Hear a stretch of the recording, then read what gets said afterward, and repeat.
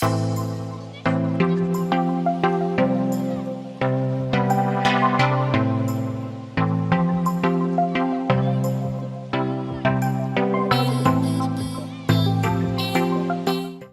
everyone, welcome to Advait Education, your one-stop learning platform for both general and NEET examination. तो बच्चों last class में हमने rotation theorem देखा, जिसको आप कॉनीज मेथड भी बोलते हो और एंगुलर मेथड भी बोलते हो, ठीक है। तो बहुत ही क्रूशियल कंसेप्ट है और साथ ही साथ बहुत ही इजी कंसेप्ट है। अगर आप तीनों केस जो मैंने आपको पढ़ाया उसको आपने अच्छे से फील किया और समझा कि आप पढ़ते क्यों हो, रोटेशन थ्योरम या फिर दिस कॉनीज मेथड, ठीक है, ये रोटेशन थ्योरम होता है, ठीक है, इससे हम लोग क्वेश्चन सॉल्व कर सकते हैं, वो भी ठीक है, लेकिन एग्जैक्टली हम कैसे सिचुएशन में अप्लाई करते हैं, हमको क्या चाहिए होता है उस टाइम पे हम इसको अप्लाई करते हैं, ये सब हमने डेफिनेटली बहुत अच्छे तरीके से देखा, हमने बहुत अच्छे तरीके से कवर किया, ठीक है।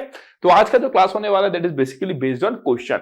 तो आज के क्लास में हम देखेंगे कि उस रोटेशन थ्योरम को जो मैंने आपको दिखाया उसको आप कैसे यूज करोगे क्वेश्चंस में, ठीक है। रिकैप करा दे रहा हूं, थ्योरम क्या था। अगर मैं आपको बोलूं कि लेट्स से, रिकैप करा दे रहा हूं, ठीक है, देखो तीन केसेस कराया था मैंने, जिसमें से मैं जनरलाइज वाले केस को रिकैप कराता हूं। लेट्स से हमारे पास कोई कॉम्प्लेक्स नंबर है यहाँ पे Z1 and this is the pivot point, let's say Z0।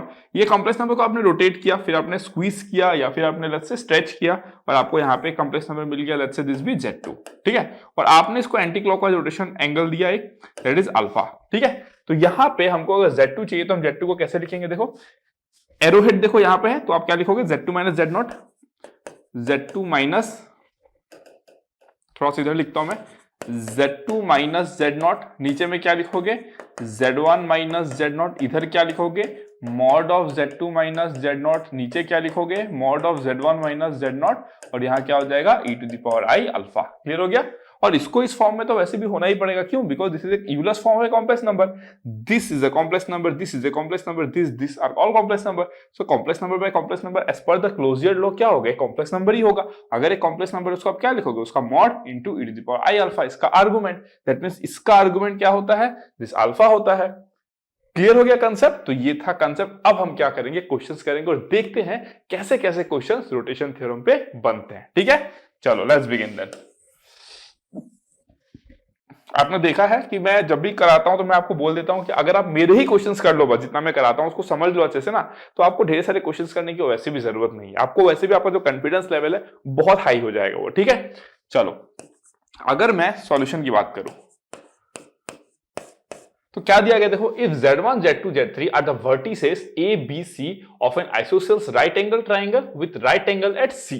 हमको बोल दिया गया है कि हमारे पास एक राइट एंगल आइसोसेल्स ट्राइंगल है, ठीक है भाई, कोई दिक्कत नहीं। ये A है, ये B है और ये C है, जहां पे आपको ये भी बोला गया है कि ये राइट एंगल क्या है, आपका आइसोसेल्स ट्राइंगल है, तो this side and this side equal. Clear हो गया। ओके चलो, फिर आपको यह भी दिया गया कि जो A है उसका कोड, आपका जो कॉम्प्लेक्स नंबर कौन सा रिप्रेजेंट करता है, वो Z1 है ना। तो A का fx क्या है आपका Z1, B का क्या है आपके पास में Z2, एंड जो C है उसका कितना है आपका Z3 है। क्लियर हो गया, वो क्या है आपका Z3 है। Okay done. चलो अब अगर मैं आपको बोलूं आपको क्या चाहिए यहां पे, देन इनमें से कौन सा ट्रू है ना, इनमें से कौन सा ट्रू है, ओके, इनमें से कौन सा ट्रू है। ये देखने में एक ही जैसा लग रहा है, ओके नहीं, एक में स्क्वायर है एक में नहीं है ना, Z2 minus Z3 whole square, okay okay, let's find out, ठीक है। मैं ऑप्शन देखा था ना कि सब करेक्ट टाइपिंग हुआ है कि नहीं, पता चला कि ऑप्शन ही गलत हो जाएगा तो दिक्कत हो जाएगा, ठीक है। Let's see, we will find out, ठीक है। मैं काम करता हूं यहां पे देखो यहां पे मैं काम करता हूं, रोटेशन थ्योरम अप्लाई करता हूं, ठीक है। यहां पे मैं क्या करता हूं, रोटेशन थ्योरम अप्लाई करता हूं। देखो अगर मैं यहां पे रोटेशन थ्योरम अप्लाई करूंगा, है ना, आप बोलोगे सर आपने यहीं पे क्यों अप्लाई किया, क्यों, क्योंकि ये एंगल मेरे को पता है ना 90 डिग्री, आराम से अप्लाई करते, क्या दिक्कत है। आप बोलोगे सर आपको तो ये भी एंगल पता था, नहीं लेकिन मैं इसी को अप्लाई करूंगा, क्यों, क्योंकि मेरा इसका मॉड और इसका मॉड कैंसिल होकर 1 मिलेगा, तो I will consider the simplest case. तो मैं क्या करूंगा, देखो एरो हेड कहां है, यहां पर है, तो आप क्या लिखोगे, Z1 माइनस Z3, ठीक है, डिवाइडेड बाय क्या लिखोगे, Z2 minus Z3 is equals to, इसका लेंथ तो सेम है, तो आप क्या लिखोगे, e to the power i pi by 2, that is equals to how much i, क्योंकि e to the power i pi by 2 कितना होता है, i होता है। ओके चलो, तो implies that Z1 minus Z3 that is equals to Z2 minus Z3 into i। ये भी क्लियर हो गया। अगर मैं स्क्वायर कर दूं तो क्या होगा, देखो अगर मैं स्क्वायर कर दूं तो z1 है ना minus z3 square is equals to i square का वैल्यू -1 हो जाएगा और ये क्या हो जाएगा आपका z2 minus z3 whole square.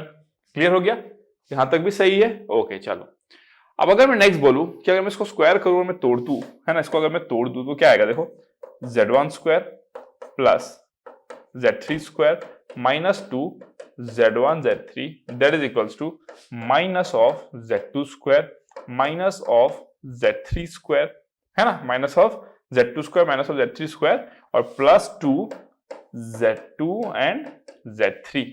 Clear हो गया, यही आया आपके पास में। चलो ठीक है, मैं इसको थोड़ा सा ना और इधर ले आता हूं, ठीक है, थोड़ा सा मैं इसको और इधर ले आता हूं सो दैट मैं थोड़ा सा अपने लिए स्पेस और निकाल सकूं, ठीक है। अगर मैं आपको बोलूं इसको मैं इधर ले आता हूं थोड़ा सा, ओके। अब आप क्लियरली यहां पे देख सकते हो कि किस तरीके से हमने इसको सॉल्व किया, ठीक है। z1 minus z3 by z2 minus z3 that is equal to this one, फिर हमने क्या किया, स्क्वायर किया।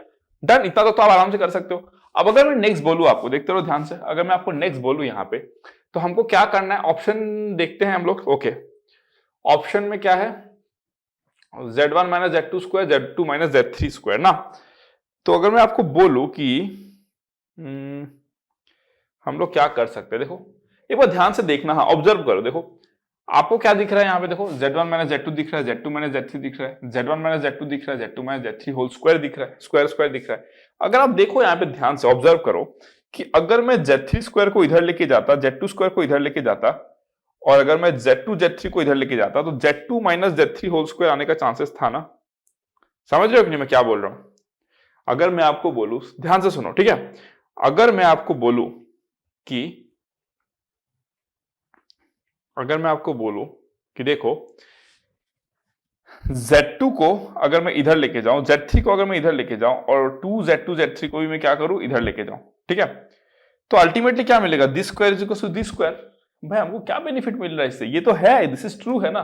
तो हम क्या करेंगे, देखो Z2 Z3 को पेयर अप नहीं करेंगे, मतलब समझ रहे हो ना बात, हम Z2 Z3 को तो पेयर अप नहीं करेंगे क्योंकि वो ऑलरेडी पेयर अप था, उसी को तो हम लोग स्क्वायर करके इसको लाए ना। अब अगर आप फिर उसको पेयर करके आप स्क्वायर दिखा दोगे तो कुछ बेनिफिट तो होगा नहीं। हमें क्या काम करते हैं, हम Z1 और Z2 को लाते हैं इस बार, ठीक है, हम क्या करते हैं, Z1 और Z2 को लाते हैं, ठीक है। तो यही तो होता है ना क्वेश्चन सॉल्व करने का आइडिया, ठीक है, यही तो होता है आपका क्वेश्चन सॉल्व करने का आइडिया। तो मैं क्या करूंगा, देखो Z1 स्क्वायर को रखता हूं, Z1 स्क्वायर को रखता हूं, है ना, इंप्लाइज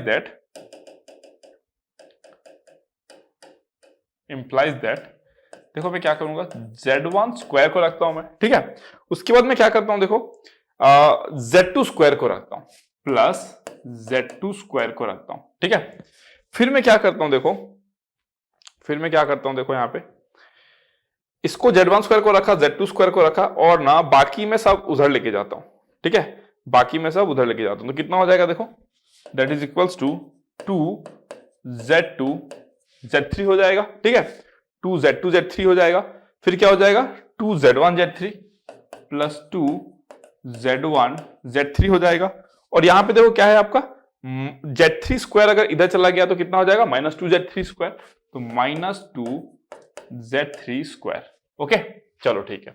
अब हमको देखो Z1 माइनस Z2 स्क्वायर दिख रहा है, Z1 माइनस Z2 दिख रहा है, तो हम क्या करते हैं, what we will do is इधर पे हम लोग Z1 square plus Z2 square -2Z1 Z2 करते हैं और यहां पे हम लोग क्या करेंगे, देखो यहां पे what we will do 2Z2 Z3, ठीक है, plus 2Z1 Z3 -2Z3 square, ठीक है, -2Z1 Z2। क्लियर है ना, समझ गए मैंने क्या किया, इधर भी मैंने इसको ऐड किया, इधर भी मैंने इसको ऐड किया और इधर भी मैंने इसको क्या किया, ऐड किया, मतलब -Z1 Z2 को ऐड किया और -2Z1 Z2 को ऐड किया, ठीक है। फिर आप ऐसे बोल सकते हो कि 2Z1 Z2 को सब्ट्रैक्ट किया और उधर भी 2Z1 Z2 को सब्ट्रैक्ट किया, ठीक है। तो यहां पे मेरा क्या बन गया सब्ट्रैक्शन के बाद में, देखो Z1 minus Z2 whole square बन गया।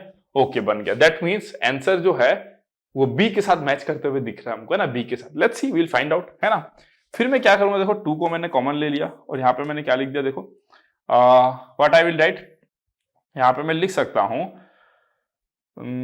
Z2 Z3, है ना, Z2 Z3, या फिर मैं क्या करूंगा यहां पे देखो Z1 Z3, ठीक है, minus Z3 square plus Z2 Z3 minus Z1 Z2, ठीक है।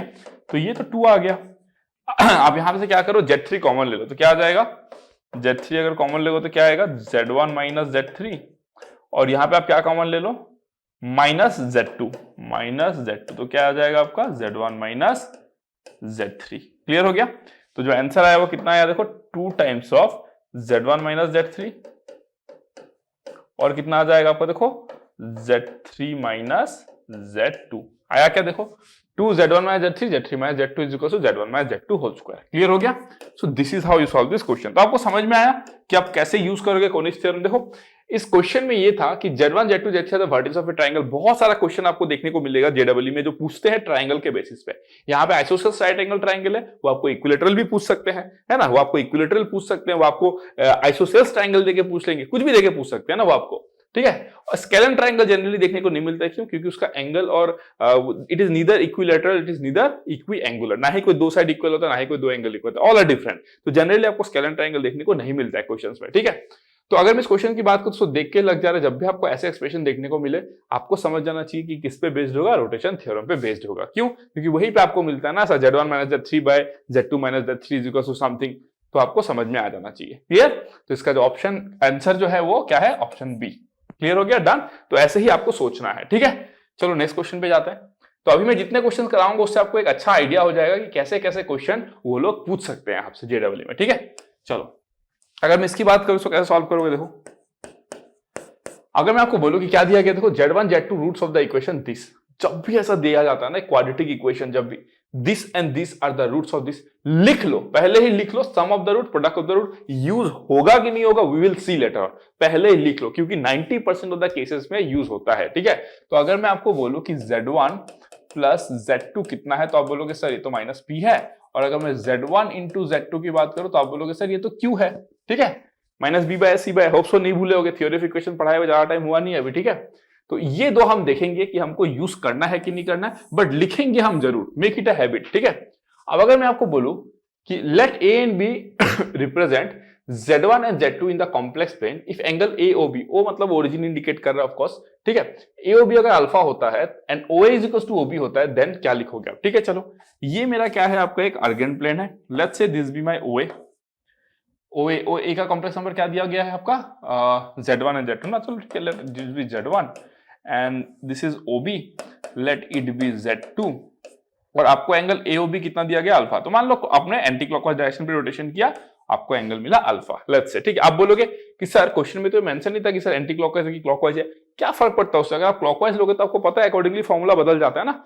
लेफ्ट हैंड साइड में क्या होता है, न्यूमरेटर डिनोमिनेटर स्विच करता है ना, लेफ्ट हैंड साइड में क्या होता है, न्यूमरेटर एंड डिनोमिनेटर स्विच करता है, और जो राइट साइड में होता है वो क्या होता है, अगर e to the power i alpha है तो कितना बन जाएगा, e to the power minus i alpha, है ना। क्लियर। चलो अब अगर मैं आपको बोलूं यहां पे कि इसको आप सॉल्व करते हैं, कैसे करेंगे, देखो अगर मैं यहां पे आपका क्या लगा दूं, यहां पे अगर मैं आपका रोटेशन थ्योरम लगा दूं तो मुझे क्या मिलेगा, देखो Z2 is equal to what, Z1 e to the power i alpha.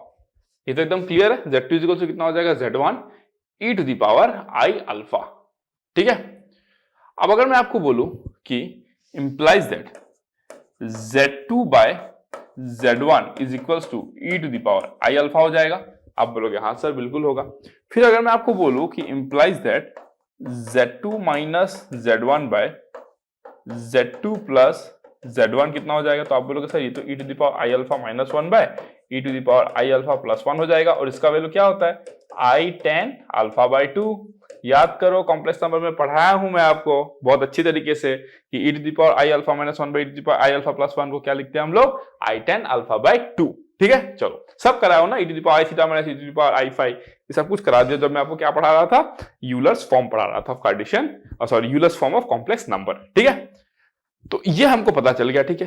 अब अगर यहां से लिखना चाहूं तो मैं क्या लिखूंगा, देखो Z2 माइनस Z1, ठीक है, Z2 माइनस Z1 का होल स्क्वायर किसके बराबर हो जाएगा, देखो Z2 प्लस Z1 है ना, Z2 प्लस Z1 का होल स्क्वायर, ठीक है, इंटू आई स्क्वायर, है ना, इंटू क्या हो जाएगा i square, into ten square alpha by 2, into ten square alpha by 2, आ गया इतना, ठीक है।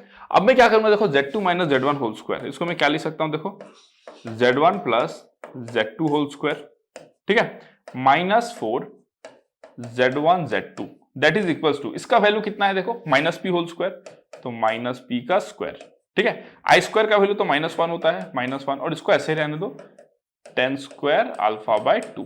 क्लियर हो गया, डन, एकदम मस्त तरीके से। इसको थोड़ा सा ऊपर उठा दो ताकि आप कंफ्यूज ना हो जाए इधर, ठीक है, इसको मैं थोड़ा सा ऊपर कर देता हूं, चलो, और इसको भी उठा दो, डन ना, अब ठीक है, तो ये मैंने लिख लिया, ठीक है। अब अगर मैं बोलूं आपको, ये मैं क्या लिख सकता हूं देखो, this will be my P square minus 4q, this is equals to minus P square 10 square alpha by 2। अब इसको मैं क्या लिखूंगा देखो, P square 1 plus 10 square alpha by 2, 1 plus 10 square alpha by 2 that is equals to what, 4q। Clear हो गया, देखो answer के करीब पहुंच गए हम लोग, 4q आ गया, p भी आ गया इधर, sorry this is P square ना, पी स्क्वायर भी आ गया, 4q भी आ गया, सब कुछ आ गया, ठीक है। अब अगर मैं नेक्स्ट आपको बोलूं, आप क्या करोगे देखो यहाँ पे, है ना, तो आप क्या लिखोगे देखो, पी स्क्वायर ये कितना हो जाएगा आपका, sex square alpha, sex square alpha मतलब 1 बाय कॉस स्क्वायर अल्फा, तो आप इधर लेके जाओगे तो क्या आएगा, implies that P square is equal to, समझ रहे हो ना, 1 प्लस 10 स्क्वायर अल्फा क्या होता है, sex square alpha, sex square alpha क्या होता है, 1 by cos square alpha, cos square alpha को इधर लेके जाओगे तो क्या आएगा, 4q cos square alpha by 2, है ना, 4q cos square alpha by 2, this is the right answer। देखो p square is equals to 4q cos square alpha by 2, so this is the right answer। Clear हुआ, देख रहे हो कैसे questions बन रहे हैं इस पे, समझ में आया ना कैसे, मतलब Z1 minus Z2, Z2 minus Z3, ये सब चीजें, ट्राइंगल एक दिया हुआ है, मतलब ये सब चीजें हमेशा किसका क्वेश्चन बनाते हैं आपको पता है, ये सब क्वेश्चन हमेशा आपका रोटेशन थ्योरम पे क्वेश्चन बनाते हैं, है ना, कोई एक कॉम्प्लेक्स नंबर है उसको रोटेट करके कोई एक एंगल में आप दूसरे कॉम्प्लेक्स नंबर पे पहुंच गए, तो ये सब कुछ रोटेशन थ्योरम। जब भी ऐसा क्वेश्चन देखो आपको तुरंत क्लिक करना चाहिए, क्वेश्चन जितना भी ट्विस्टेड फॉर्म में हो, क्वेश्चन जितना भी कॉम्प्लिकेटेड वे में दिया गया हो, but it should be A question of what, rotation theorem. Clear, चलो फिर नेक्स्ट क्वेश्चन, अब हम बढ़ते हैं नेक्स्ट क्वेश्चन पे, ठीक है। अगर मैं नेक्स्ट क्वेश्चन की बात करूं, क्वेश्चन नंबर 3, क्वेश्चन नंबर 3 देखो कुछ थ्योरेटिकल वे में दिया गया है क्वेश्चन, लेट्स फाइंड आउट क्या दिया गया है सॉल्यूशन। ठीक है, a man walks a distance of 3 units from the origin towards north east direction, from there he walks a distance of 4 units toward north west direction, okay, to reach a point P, then the position of P in the Argand plane is. ठीक है, okay, let's find out, है ना। हम क्या करते हैं देखो, इसको हम लोग रियल एक्सिस बोल देते हैं, इसको हम लोग इमेजिनरी एक्सिस बोल देते हैं। आपके पास एक point, a man walks a distance of 3 units from the origin, है ना, एक आदमी क्या करता है, इधर 3 यूनिट चलता है नॉर्थ ईस्ट की तरफ, है ना, हमको पता होता है ये आपका क्या होता है, नॉर्थ होता है, ये आपका साउथ होता है, ये आपका ईस्ट होता है, ये आपका वेस्ट होता है, ये हमेशा क्लियर रखना। अगर एग्जाम में जाओगे और भूल जाओगे sir north east west south sir किधर था सर पता ही नहीं है, तो फिर आंसर भी गोलमाल हो जाएगा ना, तो ये चीज मत भूलना, ओके। ये हमारा ओरिजिन हुआ, और जो मैन है वो 3 यूनिट इधर गया, है ना, वो 3 यूनिट इधर गया, फिर कहां गया, 4 यूनिट नॉर्थ वेस्ट की तरफ गया, तो डेफिनेट सा बात है अगर ये 3 है तो भाई ये 3 रहा होगा और थोड़ा सा आगे गया होगा 4 के लिए, ओके। चलो ये तो हमको क्लियर हो गया, ठीक है, ये हमको क्लियर होगा, हम इसको ज्वाइन कर देते हैं, हम इसको ज्वाइन कर देते हैं, ठीक है। मान लो ये जो मेरा पॉइंट है, ये मेरा सम लेट्स से ए पॉइंट है, और ये मेरा सम बी पॉइंट है, ये मेरा Z1 है, और ये मेरा लेट्स से Z2 है। क्लियर हो गया, हमको निकालना क्या है पता है, Z2। अच्छा पोजीशन P दिया गया ना, तो हम इसको P ही लेंगे, फिर अगर P दिया गया है तो भाई P लो ना, क्या दिक्कत है, इसको P ही लो, ठीक है। तो हमको क्या चाहिए basically, what we want is Z2 is equals to how much, ये हमको निकालना है, Z2 का वैल्यू कितना है, ठीक है।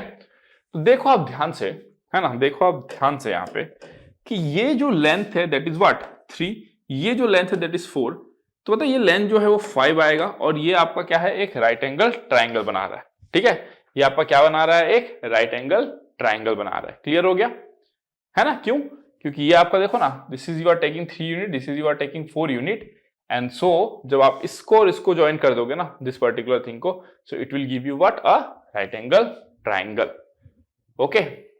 चलो अब अगर मैं नेक्स्ट बात करूं यहाँ पे, अब अगर मैं नेक्स्ट बात करूं यहाँ पे, ठीक है, तो नेक्स्ट बात में क्या कर सकता हूं, देखो यहाँ पे अगर मैं बोलूं आपको कि क्वेश्चन में क्या दिया गया है, देखो अगर मैं बोलूं कि Z1 क्या है, देखो Z1 है ना, Z1 मेरा क्या है, Z1 इज इक्वल्स टू, है ना, Z1 is equals to how much, Z1 क्या है आपका देखो, मॉड ऑफ Z1 मतलब 3 e to the power I pi by 4, क्यों, क्योंकि ये नॉर्थ ईस्ट गया है, तो ये एंगल कितना रहा होगा आपका 45 डिग्री, है ना, 45 डिग्री रहा होगा ये, या फिर पाई बाय 4 ही लिख दो, चलो पाई बाय 4 ही लिख देते हैं, ठीक है। ये मेरा कितना रहा होगा, पाई बाय 4, पाई बाय 4। क्लियर हो गया ना, डन। चलो अगर ये मेरा पाई बाय 4 रहा होगा, है ना, अगर ये मेरा पाई बाय 4 रहा होगा, तो इन दैट केस मैं क्या कर सकता हूं, देखो in that case what I can do, अगर मैं बोलूं कि लेट्स से यहां पे मैं लगा देता हूं आपका रोटेशन थ्योरम, ठीक है। अगर मैं रोटेशन थ्योरम लगाता हूं, है ना, अगर मैं रोटेशन थ्योरम लगाता हूं, क्यों, देखो ऑफ कोर्स सब बात है, ध्यान से समझना इस बात को, ठीक है। क्वेश्चन को पहले समझो, फील करो क्वेश्चन को। आपको दिया गया है कि ए मैन है जो वर्क करता है 3 यूनिट टुवर्ड नॉर्थ ईस्ट, मतलब अगर मैं बोलूं कि ये मेरा नॉर्थ है, ये मेरा क्या है, साउथ है, ये मेरा ईस्ट है, ये मेरा क्या है, वेस्ट है। तो अगर कोई आदमी है जो किधर जाता है, पहले इधर जाता है, ठीक है, इधर जाता है, उसके बाद कहां जाता है, इस साइड में जाता है, ठीक है। तो देखो ये एंगल आपका कितना बनाता है, 45 डिग्री, और नॉर्थ वेस्ट जाने का मतलब इधर कहीं जा रहा है, तो जो एंगल फॉर्म होगा वो कितना होगा, 90 डिग्री होगा ना, ठीक है ना। तो इसीलिए वो एंगल क्या है आपका, 90 डिग्री है, कंफ्यूज मत होना। इसीलिए क्या है, ये एंगल आपका पाई बाय 2 है, ठीक है ना, समझ में आ गया। ये एंगल क्या है आपका, पाई बाय 2 है। क्लियर हो गया। अदरवाइज आप तो ऐसे भी सोच सकते हो ना कि सर ये अगर हम 3 यूनिट का ड्रॉ किए और सर हमको जो 4 यूनिट का ड्रॉ करना है सर, वो तो हम कैसे भी कर सकते हैं। मैं चाहूं तो 4 यूनिट में ऐसे भी ड्रॉ कर सकता हूं, मैं चाहूं तो 4 यूनिट में ऐसे भी ड्रॉ कर सकता हूं, तो कैसे भी कर सकता हूं। बट ये तो सर राइट एंगल नहीं दिख रहा है ना हमको, समझ रही, तो 3 है, ये तो 4 है, बड़ी तो राइट एंगल हमको नहीं दिख पा रहा है, ठीक है। तो ऐसे डाउट ना आए आपके दिमाग में, and that is the reason why I said, है ना, that is the reason why I said it has to be what, pi by 2। Clear हो गया ना, डन, कोई दिक्कत नहीं है। चलो ठीक है, अगर ये 90 डिग्री आप बोल देते हो, देन आप यहां पे क्या अप्लाई करोगे, पाइथागोरस अप्लाई करोगे, and then you will say this is 5। Concept clear हुआ अभी। आप क्या बोल दोगे, this is 3, this is 4 and this is 90 degree, है ना। तभी आप क्या अप्लाई कर सकते हो, पाइथागोरस अप्लाई कर सकते हो, और तभी आप क्या बोलोगे, ये लेंथ कितना है, 5 है। ये बात क्लियर हो गया, ठीक है। चलो तो Z1 का वैल्यू कितना आ गया, 3 e to the power I pi by 4, ठीक है। अब अगर मैं आपको बोलूं कि देखो, अगर मैं आपको बोलूं, अब आप क्या करोगे, रोटेशन थ्योरम अप्लाई करोगे, तो देयरफॉर रोटेशन थ्योरम अप्लाई करोगे तो क्या लिखोगे, देखो Z2 माइनस Z1, ठीक है, Z2 minus Z1 divided by Z1 minus, क्या लिखोगे आप, sorry 0 minus Z1, 0 minus Z1, क्योंकि ओरिजिन है ना 0 माइनस Z1, ठीक है, उधर तो ओरिजिन है आपका 0 minus Z1, that should be equals to, आपको पता है कि इसका लेंथ कितना है, Z2 माइनस Z1 का लेंथ कितना है 4, और 0 माइनस Z1 का लेंथ कितना है 3 into e to the power minus I pi by 2। क्यों मैंने माइनस वाई कर दिया, जस्ट बिकॉज क्योंकि मैंने क्लॉकवाइज लिया है। आप देखते हो हमेशा मैं एंटी क्लॉकवाइज करता हूं, मैंने बोला कि चलो ठीक है इस बार मैं क्लॉकवाइज ले लेता हूं, ताकि आपका क्लियर हो जाए आइडिया कि आप क्लॉकवाइज लो या एंटी क्लॉकवाइज लो, उससे आंसर नहीं बदलता है, ठीक है। तो मैंने क्या कर लिया, क्लॉकवाइज ले लिया, ठीक है। आप एंटी क्लॉकवाइज लेके करो, एंटी क्लॉकवाइज लोगे तो क्या होगा, ये ऊपर आ जाएगा, ये नीचे आ जाएगा, और अकॉर्डिंगली e पाई बाय 2 हो जाएगा, उससे कुछ फर्क नहीं पड़ता है, ठीक है।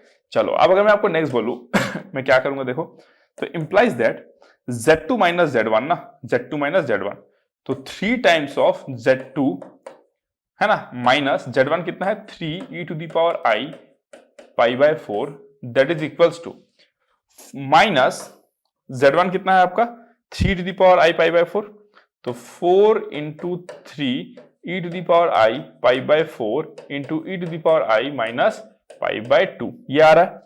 तो आप क्या लिखोगे, देखो ये 3 और 3 को तो कैंसिल कर सकते हो ना, this 3 and this 3 can be cancel out, ठीक है। तो आप बेसिकली Z2 क्या लिखोगे, Z2 is equals to 3 e to the power I pi by 4 minus 4 e to the power I pi by 4, e to the power minus I pi by 2 को क्या लिख सकते हो, e to the power minus I pi by 4, ठीक है। तो आपको क्या मिला, देखो 3 e to the power I pi by 4 minus 4 e to the power minus I pi by 4, है ना। तो आप देखो अभी यहाँ पे इंटरेस्टिंग बात क्या है पता है, जो Z2 का वैल्यू वो ये है, और ऑप्शन में भी देखो 3 3 4, ये तो होगा ही नहीं, क्लियरली पता चल रहा है 3 4 4 3 सब कुछ है। But the problem here is कि आप इसको फर्दर सिंप्लीफाई करने के लिए, ये तो पाई बाय 4 एंगल है और ये तो माइनस पाई बाय 4 एंगल है, तो आप क्या करो, इसको पाई बाय 4 पे लेके जाओ या फिर इसको माइनस पाई बाय 4 पे लेके जाओ। लेकिन ऑप्शन में देखो हमको क्या दिख रहा है, पाई by 4 pi by 4 pi by 4, तो बेटर है कि हम पाई बाय 4 पे ही लेके जाते हैं। अगर मैं पाई बाय 4 पे लेके जाऊं तो इसको कैसे लेके जाऊंगा, देखो मैं इसको ये लिख सकता हूं ना कि जो Z2 है दैट इज इक्वल्स टू, क्या लिख सकता हूं, देखो 3 to the power I pi by 4, 3 e to the power I pi by 4, ठीक है, माइनस, अब देखो माइनस को मैं क्या लिखूंगा पता है, plus I square 4 e to the power minus I pi by 4, इसको मैं क्या लिखूंगा पता है, 3 e to the power I pi by 4, I square को मैं आई इंटू आई लिख सकता हूं, जिसको मैं ऐसे भी लिख सकता हूं i into e to the power I pi by 2 into 4 e to the power minus I pi by 4। एक आई को मैंने वैसे ही लिखा, दूसरे आई को मैंने क्या लिख दिया, e to the power I pi by 2। तो इसको मैं क्या लिखूंगा, देखो 3 e to the power I pi by 4, ठीक है, plus i into 4 e to the power I pi by 2 और माइनस पाई बाय 4 कितना हो जाएगा, आई पाई बाय 4। तो ये आप क्या करोगे, देखो 3 plus 4 I E to the power I pi by 4 मिल रहा है क्या ऑप्शन, देखो 3 plus 4 I E to the power I pi by 4, this is the right answer, है ना, this is the right answer. तो यहाँ पे आपने क्या सीखा, कंसेप्ट क्या सीखा, क्वेश्चन को पढ़ो, फिगर ड्रॉ करो, वहां पे आप रोटेशन थ्योरम लगाओ जहां पे कन्वीनियंट है। आप बोलोगे कि सर हम एक काम कर सकते थे ना, सर हम यहाँ पे क्यों रोटेशन थ्योरम लगा दे, सर हमको तो ये भी लेंथ पता है, हमको तो सर ये भी लेंथ पता है, तो एक काम करते हैं ना सर हम यहाँ पे रोटेशन थ्योरम लगा देते हैं, समझ रहे हो कि नहीं। लेकिन क्या करोगे, आपको क्या ये एंगल पता है, ये वाला एंगल नहीं पता है ना, आपको बस यही पता है, फिर इतना कॉम्प्लेक्स कैलकुलेशन लगाओगे, फिर tan इनवर्स निकाल तो सकते हो ना, ये एंगल कैलसी चाहिए होगा, tan इनवर्स आप कैसे निकालोगे, दिस वन ट्रिग्नोमेट्रिक रेशियो लगा के 5 4 3 4/3 आपको नहीं पता, 3/4 आपको नहीं पता, 5/3 आपको नहीं पता, कौन से ट्रिग्नोमेट्रिक रेशियो होते हैं, समझ रहे हो कि नहीं। अदरवाइज भी ये भी एंगल निकाल के आप कैलकुलेशन करोगे तो आपको आंसर मिल जाएगा, ऐसा नहीं मिलेगा, बट कैलकुलेशन करोगे कैसे, उसकी वैल्यूज आपको नहीं पता ना। बट पाई बाय 2 तो सिंपल है, पाई by 2 pi by 4 pi by 3 ये सब हम कन्वीनियंट रहते हैं इसके साथ में, पाई बाय 6 तो हम उसके साथ कैलकुलेशन कैरी आउट कर सकते हैं, समझ गए, डन। तो यहाँ पे आपने और एक क्या चीज सीखा कि जब भी आप मान लो यहाँ पे एक एंगल है, यहाँ पे एक एंगल है, बट अपोजिट साइन का है और उसको आपको क्या निकालना है, कॉमन बाहर निकालना है, तो आप ऐसे टेक्निक यूज कर सकते हो, आई स्क्वायर लिखो आई इंटू आई करके, इस तरीके से आप जैसे मैंने किया वैसे आप टेक्निक को यूज कर सकते हो। तो ये टेक्निक भी सीखा आपने, क्वेश्चन कैसे सॉल्व होता है ये तो देख लिया, प्लस आपने क्या देखा, साथ ही साथ टेक्निक भी सीखा कि कैसे ऐसे क्वेश्चंस को हम लोग डील करेंगे। डन, हो गया, खत्म कहानी, चलो फिर आगे बढ़ते हैं। Okay, question number 4। Question number 4 भी देखो लंबा चौड़ा लग रहा है काफी, है ना। अब देखो क्वेश्चन नंबर 4 क्या कहता है। क्वेश्चन नंबर 4 कहता है a particle P starts from point Z0 is equals to 1 plus 2i, ठीक है, एक पॉइंट है Z0 जहां पे 1 प्लस 2i वो पॉइंट है और i is equals to square root of -1, ठीक है, तुमको पता है। It moves first horizontally away from the origin, ठीक है, ओरिजिन से अवे जाता है 5 यूनिट, फिर वर्टिकली जाता है from the origin 3 units to reach a point Z1, okay, यहां तक वो पहुंच गया। फिर क्या किया उसने, Z1 से उसने क्या किया, √2 यूनिट्स आपका direction of vector ik plus jk, ओके, ik प्लस jk का डायरेक्शन में वो क्या किया, √2 यूनिट्स गया, then it moves through an angle pi by 2 in anticlockwise direction. देख लो ढेर कुछ हुआ इसमें, है ना, बहुत सारे ऑपरेशन लगा दिए। बेसिकली आप क्या इस क्वेश्चन में आपसे क्या जानना चाहता है, जिसने इस क्वेश्चन को सेट किया वो ये जानना चाहता है क्या आप एक आर्गन प्लेन में मैथ्स के साथ खेल सकते हो, बस वो यही जानना चाहता था, इसीलिए इतना सारा आपको इन्फॉर्मेशन दिया यहाँ पे। उनका बस जो भी जिन्होंने भी दिया वो बस ये चाहते थे क्या एक बच्चा कॉम्प्लेक्स नंबर का बस जो आपका सिंप्लीफिकेशन बेस्ड क्वेश्चन रहता है क्या उसी को कर पाता है या फिर उसका ज्योमेट्रिकल अंडरस्टैंडिंग भी बहुत अच्छा है, बस यही चेक करना चाहते थे यहाँ पे, ठीक है। और यहाँ पे एक वेक्टर दे दिया तो आपको डरना नहीं है, क्यों, बिकॉज आपको वेक्टर को कॉम्प्लेक्स नंबर में कैसे यूज करना है आप जानते हो, ठीक है। तो अगर मैं आपको बोलूं कि फाइनली जो कॉम्प्लेक्स नंबर आया वो क्या है, आपका जो फाइनल कॉम्प्लेक्स नंबर आया वो क्या है, तो पहले मैं इसको क्लियर कर देता हूं। आई कैप प्लस जे कैप डायरेक्शन क्या होता है, देखो अगर मैं बोलूं आई कैप होता है आपका क्या, unit vector along this direction, J cap होता है unit vector along this direction. मैं यहाँ पे थोड़ा सा एज्यूम कर लेता हूं कि आपको फिजिक्स में वेक्टर पढ़ाया गया, अगर आपको ये बेसिक पता है आई कैप प्लस जे कैप, ठीक है। तो 1 आई कैप प्लस 1 जे कैप मतलब 1 आई कैप इधर गए 1 जे कैप इधर गए, मतलब आपका जो डायरेक्शन होना चाहिए वो इस एंगल में होना चाहिए, है ना, tan इनवर्स 1/1, है ना। इसमें एंगल क्या होता है, tan इनवर्स 1/1 मतलब tan इनवर्स 1 का वैल्यू क्या होगा 45 डिग्री, तो ये जो एंगल है 45 डिग्री। तो इसका कहने का मतलब ये है along the direction of the vector this, मतलब अलोंग दिस डायरेक्शन 45 डिग्री पे। क्लियर हो गया, चलो अब मैं क्वेश्चन को सॉल्व करना स्टार्ट करता हूं, ठीक है। अगर मैं आपको बोलूं कि सबसे पहले तो हम ये डायग्राम ड्रॉ करते हैं, ठीक है, सबसे पहले हम डायग्राम को ड्रॉ करते हैं, ठीक है। तो आपको क्या दिया गया है यहाँ पे, देखो ए particle P starts from the point Z0 1 plus 2i। हमारे पास एक ऑलरेडी पॉइंट है क्या 1 प्लस 2i, ये 1 ये 2i, लेट्स से यहाँ पे था, और ये जो पॉइंट है वो क्या है हमारा Z0 है, Z0 है, ठीक है। और Z0 कितना है आपका 1 प्लस 2i है, ओके। अगर मैं बोलूं कि ये जो पॉइंट है इसको मैं ऐसे भी लिख सकता हूं 1,2, आई होप सो आपको दिख रहा होगा, काफी छोटा होगा बट ठीक है, 1,2, दिस इज 1,2, है ना। अगर क्लियर नहीं आ रहा होगा तो थोड़ा वीडियो का रेजोल्यूशन हाई करके देख लेना आपको, ठीक है। ये हो गया 1,2, यहाँ पे पार्टिकल P था, ठीक है। फिर उसने क्या किया, it moves first horizontally away from the unit by 5 units and then vertically away from the origin by 3 units. पहले 5 यूनिट वो क्या किया, इधर गया, फिर 3 यूनिट ऊपर गया, ठीक है, तो 5 यूनिट इधर गया और 3 यूनिट इधर गया, तो ये जो पॉइंट आएगा इसका कोऑर्डिनेट क्या होगा आपका, देखो 5 इधर गया ना, तो 5 + 1 6 होगा, इसका कोऑर्डिनेट क्या होगा आपका 6 होगा, और 2 + 3 कितना होगा आपका 5 होगा। ठीक है, इस पॉइंट का कोऑर्डिनेट हमको पता चल गया। नेक्स्ट क्या है, आप देखो नेक्स्ट वो क्या करता है, देखो फ्रॉम Z1, तो ये पॉइंट को उसने क्या बोल दिया, Z1 बोला। ठीक है, इस पॉइंट को उसने क्या बोल दिया, Z1 बोला। जैसे ये Z0 था वो आपका क्या हो गया, Z1 हो गया। ठीक है, उसके बाद क्या बोला, देखो from Z1 the particle moves √2 units in the direction of the vector this. समझ गए, उसको √2 यूनिट्स अलोंग दिस डायरेक्शन जाना है, तो क्या करेगा वो, देखो तो बेसिकली वो क्या करेगा, देखो वो क्या करेगा, 1 यूनिट इधर जाएगा और 1 यूनिट इधर जाएगा। क्यों, अगर ये 1 है और ये 1 है तो ये कितना हो जाएगा आपका, दिस इज हाउ मच, √2 हो जाएगा ना। अगर मैं ये 1 और ये 1 बोलूं तो ये कितना हो जाएगा, देखो √2 हो जाएगा।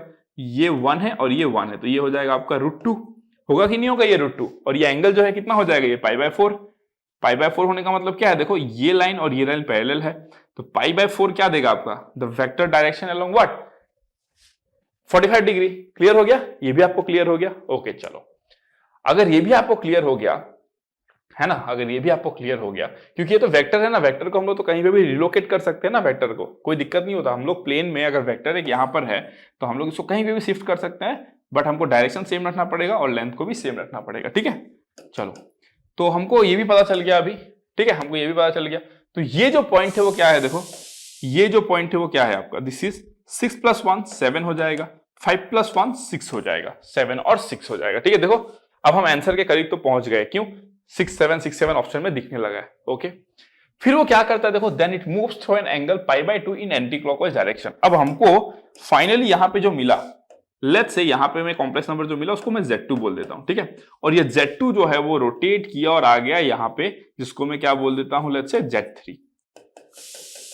और ये जो एंगल है जो इसके साथ में बनाया होगा, जो भी एंगल, वो कितना है आपका π/2, कितना है आपका π/2, दिस एंगल जो भी बनाया होगा। मतलब मुद्दे की बात बस ये है, जो Z2 कॉम्प्लेक्स नंबर हमको मिला, Z2 कॉम्प्लेक्स नंबर वो कितना मिला हमको, 7 + 6i, और इस कॉम्प्लेक्स नंबर को आपने 90 डिग्री रोटेट किया, तो जो नया कॉम्प्लेक्स नंबर फॉर्म हुआ वो क्या है, क्या होगा, सिंपल Z3 क्या होता है आपका, Z2 * e⁻i π/2 होता है कि नहीं। तो Z2 कितना है आपका 7 + 6i, और ये कितना है e⁻i/2 i, तो ये कितना हो जाएगा -6 + 7i, तो -6 + 7i, this is the answer. देख रहे हो, बस वो फिगर आप कैसे प्ले करते हो ये जानना था, और आंसर तो 3 लाइन में निकल जाता है मेरे दोस्त, आंसर तो 3 लाइन में निकल जाता है। और ये JEE का क्वेश्चन है, देख रहे हो JEE का क्वेश्चन। JEE टफ ऑफ नहीं होता है, वो हाइक बना दिया गया है, ट्रेनिंग नहीं मिलता है। और जिन बच्चों को ट्रेनिंग मिलता है उनको कहां मिलता है, कोटा में मिलता है, और कोटा में उनको ट्रेनिंग मिलता है अच्छे तरीके से, तो अच्छा कर ले जाते हैं। अब आपको समझ में आ रहा होगा ना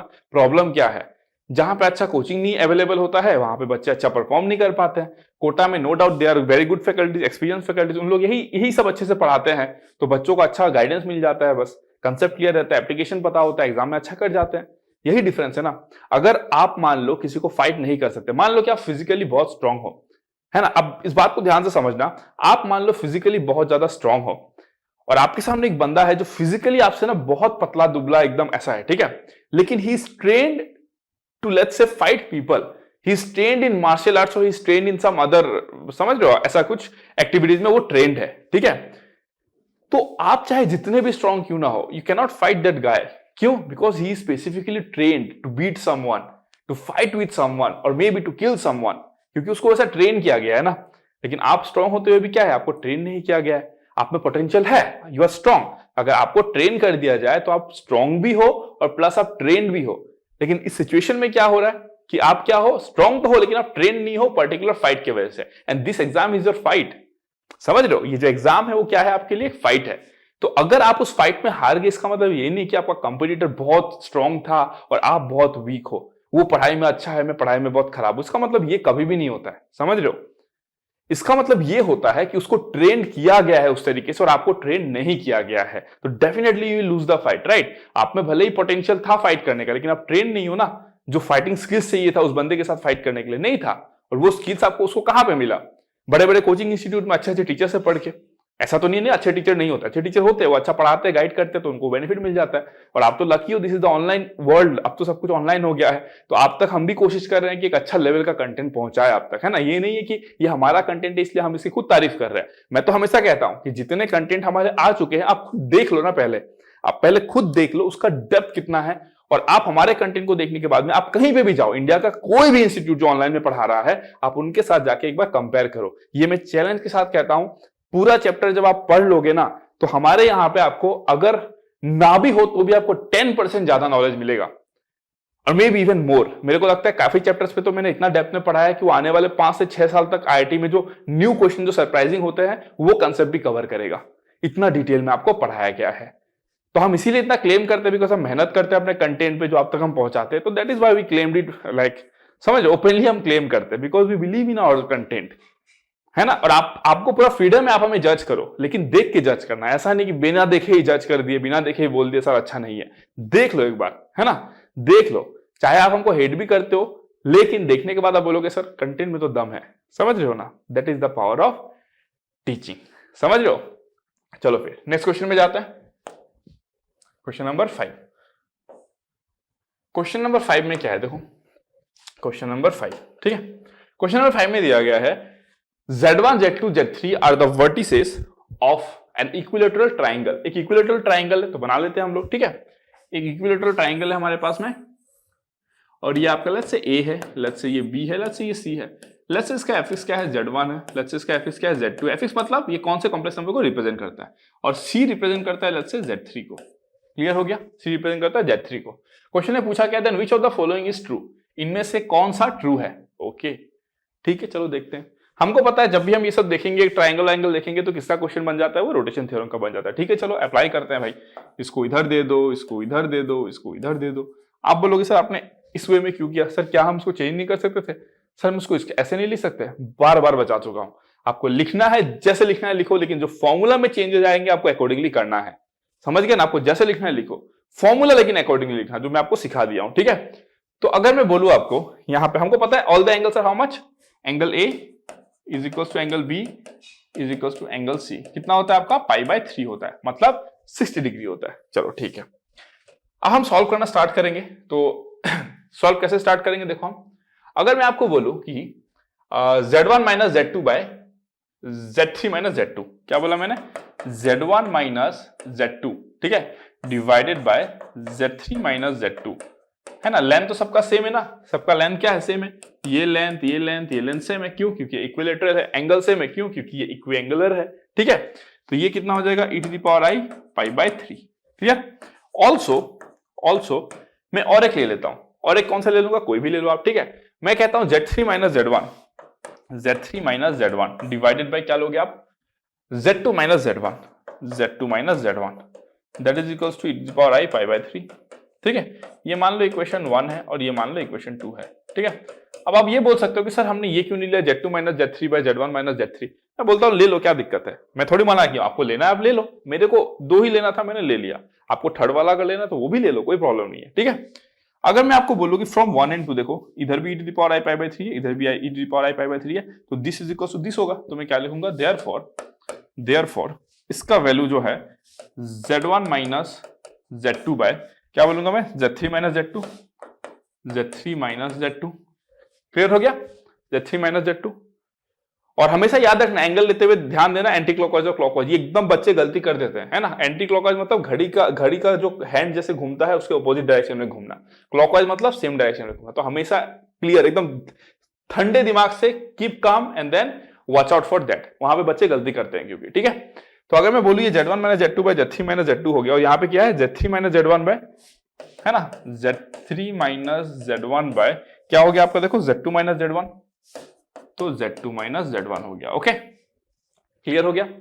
अब अगर मैं आपको बोलूं कि आप क्या करोगे, देखो क्रॉस मल्टीप्लीकेशन करो, तो ये Z1 Z2 होगा minus Z1 square minus Z2 square plus Z1 Z2। ठीक है, ये आ गया। नेक्स्ट अगर मैं बात करूं, ये कितना है, देखो that is equals to Z3 square होगा, Z3 square minus Z1 Z3 minus Z1 Z3। ठीक है, फिर क्या है आपका, देखो minus Z2 Z3 minus Z2 Z3 ठीक है, माइनस Z2 Z3, फिर क्या होगा आपका minus minus plus Z1 Z2 plus Z1 Z2। Clear हो गया, डन है ना, हो गया ये। अगर मैं इसको रीअरेंज करूं तो देखो यहाँ पे क्या हो जाएगा, एक Z1 Z2 इधर कैंसिल और एक Z1 Z2 इधर कैंसिल। ठीक है, तो अगर मैं इसको रीअरेंज करूं तो मैं क्या लिख सकता हूं, देखो implies that Z1 square plus Z2 square plus Z3 square minus Z1 Z2 minus Z2 Z3 minus Z3 Z1 that is equal to 0। आ गया ये चीज, है ना। तो ये एक्सप्रेशन भी हमको एक मिल गया, ऑल्दो ये ऑप्शन में नहीं दिया गया, बट ये भी ट्रू होता है in case of an equilateral triangle. समझ रहे हो, अगर एक इक्विलैटरल ट्राइंगल के तीनों वर्टिसेस को आप complex number Z1 Z2 Z3 से रिप्रेजेंट करते हो तो this will always be true.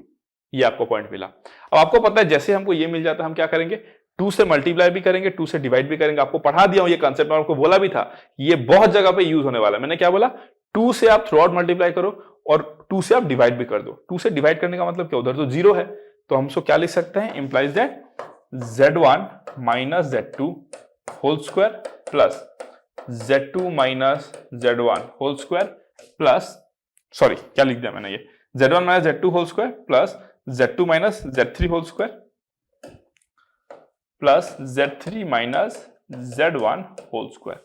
एक साइक्लिक फंक्शन है, this is called a cyclic function. ठीक है, क्यों, क्योंकि एक साइक्लिक ऑर्डर में लिखा गया है ना इसको, Z1 Z2 Z2 Z3 Z3 Z1, इसको कहते हैं हम लोग साइक्लिक फंक्शंस। ठीक है, तो आ गया क्या, देखो आ गया ये, है ना, दिस इज देयर।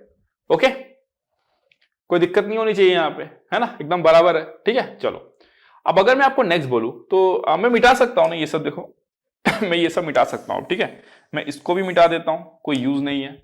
मैं क्या करता हूं, इसको रहने दूं या मिटा दूं, आप बताओ, उसकी भी नीड नहीं है। ठीक है, तो मैं सभी मिटा देता हूं, बेसिकली इसको भी मिटा देता हूं, है ना, इसकी भी कोई जरूरत नहीं है, हम ऑलरेडी देख चुके हैं, है ना, तो इसको भी मैं मिटा देता हूं। एंड देन मैं क्या करूंगा, देखो मैं ना इसको लिख देता हूं, इसको, ये हमारा काम आएगा। ठीक है, मैं इसको रख देता हूं यहां पे, इसको लेट्स से मैं इधर रख देता हूं, थोड़ा सा इधर घुमा दो इसको। ओके, चलो मैं इसको यहां पे रख देता हूं। ठीक है, ये इंपॉर्टेंट है। फिर हमको ये तो मिल ही गया, हमको पता है ये ट्रू है, तो इसको तो हम यहीं से देख लेंगे। तो मैं बाकी भी मिटा देता हूं। ठीक है, बाकी भी मैं क्या करता हूं, मिटा देता हूं। ओके, चलो अब मैं नेक्स्ट क्या करूंगा, देखो अब मैं नेक्स्ट क्या करूंगा, ध्यान से देखते रहो। ठीक है, अब मैं बोलता हूं कि इंप्लाइज दैट आपको ये भी दिखाना है ना, चेक करना है कि ये होता है कि नहीं, ट्रू होता है कि नहीं। तो हम लोग Z1 माइनस Z2 स्क्वायर को बनाते हैं पहले लेफ्ट हैंड साइड में। तो हम क्या करेंगे, देखो Z1 स्क्वायर है, Z2 स्क्वायर है, माइनस Z1 Z2 करेंगे और प्लस Z1 Z2 करेंगे। समझ गए मैंने क्या बोला, देखो Z1 square plus Z2 square, ठीक है, माइनस 2 Z1 Z2 करेंगे। ठीक है, माइनस 2 Z1 Z2 करेंगे और उधर में भी हम लोग क्या करेंगे, माइनस 2 Z1 Z2 करेंगे प्लस Z1 Z2 करेंगे माइनस Z2 Z3 करेंगे। ठीक है, और प्लस Z3 Z1 करेंगे, ये प्लस हो जाएगा ना। समझ रहे मैंने क्या बोला, इधर मैंने माइनस 2 Z1 Z2 किया और उधर भी मैंने माइनस 2 Z1 Z2 किया। इसको मैं इधर लेकर आया, इसको मैं उधर लेकर आया, इसको भी मैं इधर लेकर आया और Z3 स्क्वायर को भी मैं कहां लेकर आया, इधर लेकर आया। अब समझ में आया ना, अब आसान हो गया। चलो अब लेफ्ट हैंड साइड में हमको क्या मिल गया, देखो Z1 minus Z2 whole square. ठीक है, और अगर मैं राइट हैंड साइड की बात करूं तो मुझे क्या मिल जाएगा, देखो इसमें मेरे को मिलेगा, देखो Z3 Z1 minus Z3 square, ये माइनस है ये प्लस है, तो कितना हो जाएगा, minus Z1 Z2 plus Z2 Z3। आ गया ना, ये चीज मिल गया आपको।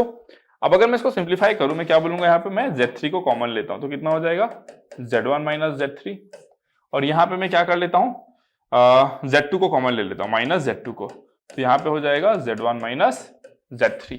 तो ये मेरा कितना हो गया, देखो Z3 माइनस Z2 और ये Z1 माइनस Z3। क्लियर हो गया, आया यही, हाँ सेम ही है ना, Z2 minus Z3, Z3 minus Z1, इधर से एक माइनस निकालो, इधर से एक माइनस निकालो, प्लस हो जाएगा, तो यही आएगा। तो यार this is true, this is also true, ये भी हमको ट्रू मिल गया। ठीक है, चलो अब अगर मैं नेक्स्ट बात करूं, ठीक है, देखो अगर मैं नेक्स्ट बात करूं तो देखो सॉल्यूशन, अगर मैं बोलूं कि summation of Z1 minus Z2 और Z2 minus Z3, okay, I think इसमें हमको वो फॉर्मूलाज चाहिए होंगे, है ना, इसमें हमको फॉर्मूलाज चाहिए होंगे। तो क्या करेंगे हम लोग, लिख लेते, चलो लिख लेते, क्या दिक्कत है, फटाफट बना लेते हैं ना। यहाँ पे अगर मैं बोलूँ कि लेट्स से मेरे पास एक ट्राइंगल है, ये हो गया आपका Z1, ये हो गया आपका Z2, ये हो गया आपका Z3, ठीक है। लेट्स से हम लोग इस तरीके से देते हैं, तो हमको पता है क्या हो जाएगा, देखो Z1 minus Z2, Z1 minus Z2 by Z3 minus Z2 that is equal to e to the power i pi by 3।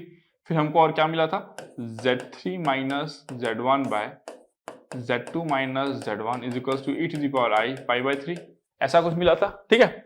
अगर मैं बोलूं कि summation of Z1 minus Z2 and Z2 minus Z3, अगर आप इसको लिखते हो, ठीक है, तो ये क्या है पता है आपको, ये बेसिकली इन लोग को जब हम लोग देखो, हम लोग क्या सीखे थे, एक सिमेट्रिक फंक्शन ऑफ रूट सीखे थे, है ना। सिमेट्रिक फंक्शन ऑफ रूट पे क्या होता है कि अगर जो भी फंक्शन आपको दिया गया है, और कब बात करते हैं, जब हम लोग रूट्स की बात करते हैं, जब मान लो कि आपको दे दिया रहा है Z1 Z2 Z3 are some roots of a complex equation, ठीक है, तो वहां पे आप क्या करोगे, सिमेट्रिक फंक्शन जब आएंगे, है ना, और Z1 Z2 Z3 क्या है, रूट्स है, तो सिमेट्रिक फंक्शन का मतलब होता है कि अगर आप वहां पे कोई भी अगर दो रूट को एक्सचेंज करते हो, तो आपका आंसर क्या आना चाहिए, सेम आना चाहिए, that is known as symmetric function of root. But ये सब जो क्वेश्चंस होते हैं दूसरे चैप्टर्स में, they are not talking about symmetric functions, है ना, they are talking about cyclic function. तो प्रॉपर वे ये होता है कि वो यहाँ पे मेंशन कर दे CYC, मतलब साइक्लिक। SYM जब नीचे आप लिखोगे ना यहाँ पे SYM, इसका मतलब होता है सिमेट्रिक फंक्शन, और दोनों में डिफरेंस होता है, मैं दिखा दूंगा अभी आपको क्या डिफरेंस होता है, ठीक है। लेकिन इस क्वेश्चन को कैसे सॉल्व करना पहले वो देख लेते हैं, ठीक है। अगर मैं आपको बोलूं कि देखो कितना हो जाएगा, summation of Z1 minus Z2 Z2 minus Z3 का मतलब जो है वो है आपका Z1 माइनस Z2, ठीक है, और ये Z2 माइनस Z3, ठीक है, प्लस Z1 माइनस Z2 के बाद क्या आएगा, Z2 माइनस Z3, तो Z2 माइनस Z3, है ना, और Z3 minus Z1 plus Z2 minus Z3 के बाद क्या आएगा, Z3 minus Z1, Z3 minus Z1, और फिर क्या आएगा आपका Z1 माइनस Z2, ठीक है। मान लो अगर मैं आपसे पूछ लूं कि क्या ये फंक्शन सिमेट्रिक फंक्शन है, अगर मैं आपको पूछ लेता हूं क्या ये फंक्शन सिमेट्रिक फंक्शन है, yes it is symmetric function. क्यों पता है, आप Z1 और Z3 या Z2 और Z3 किसी भी दो को लो और एक्सचेंज करके देखो, आपको सेम ही मिलेगा। मैंने क्या बोला, जितने Z3 है वहां पे Z2 पुट कर दो, जितने Z2 है वहां पे Z3 पुट कर दो, तो आपको जो फंक्शन आएगा नया वाला वो भी यही आएगा। तो this is basically what, a symmetric function also, है ना।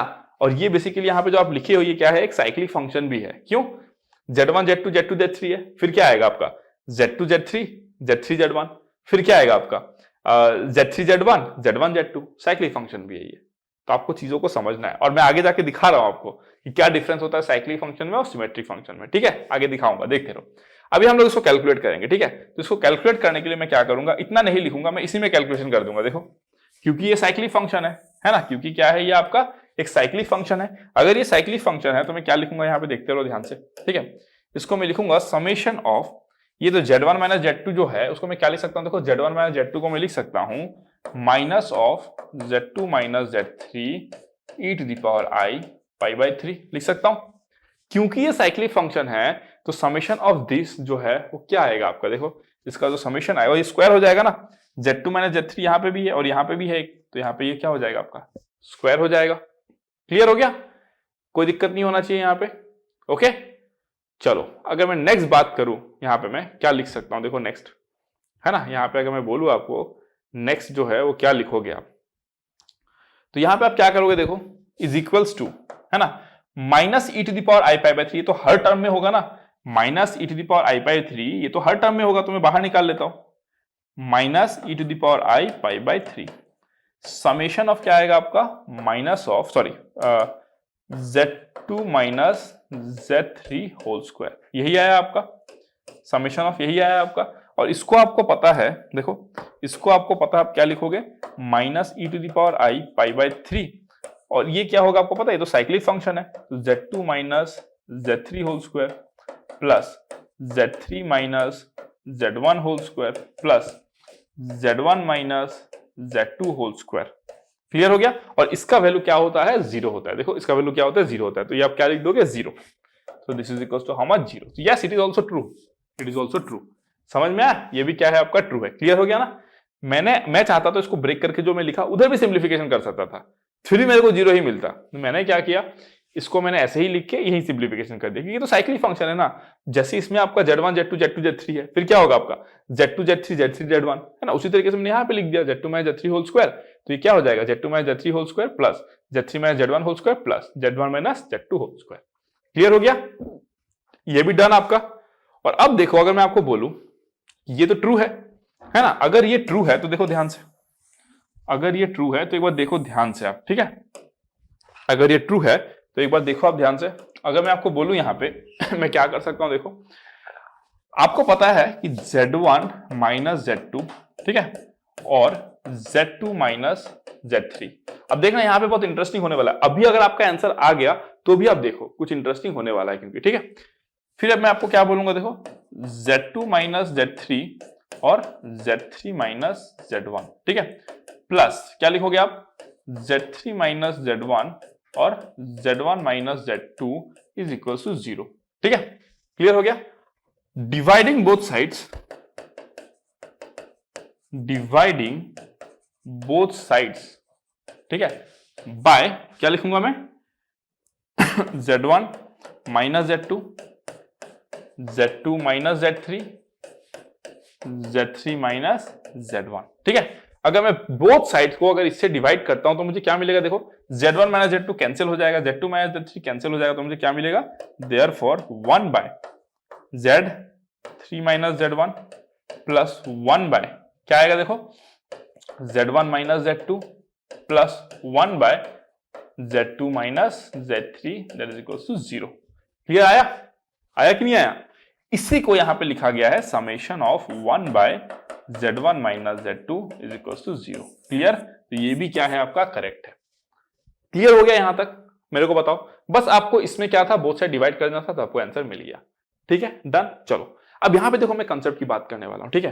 यहां पे मैं क्या करता हूं, कंसेप्ट की बात करता हूं। देखो आप कंफ्यूज ना होता कि, है ना, मैंने जो आपको बोला ना, ये क्या है आपका, these are cyclic function, these are not symmetric function, these are cyclic function. क्यों, आपको पता है मैंने आपको क्या सिखाया था, क्वाड्रेटिक इक्वेशन जब मैं पढ़ा रहा था, थ्योरी ऑफ इक्वेशन, मैंने आपको बताया था कि जो सिमेट्रिक फंक्शन ऑफ रूट्स होते हैं, सिमेट्रिक फंक्शन को हम लोग रिप्रेजेंट करने के लिए क्या करते हैं, सिग्मा नोटेशन का यूज करते हैं, है ना। अगर हम वहां पे सिग्मा नोटेशन का यूज करते हैं और मान लो किसी बच्चे को अगर मैं बोल दूं कि summation of 1 by Z1 - Z2, है ना, तो बच्चे को लगेगा कि सर आपने तो बोला था कि सर जब सिमेट्रिक फंक्शन होता है तभी हम लोग समेशन यूज करते हैं, लेकिन सर अगर हम लोग इसको ऐसे लिखे 1 by Z1 - Z2 plus 1 by Z2 - Z1 plus 1 by Z2 - Z3 और ये Z3 - Z1, ठीक है।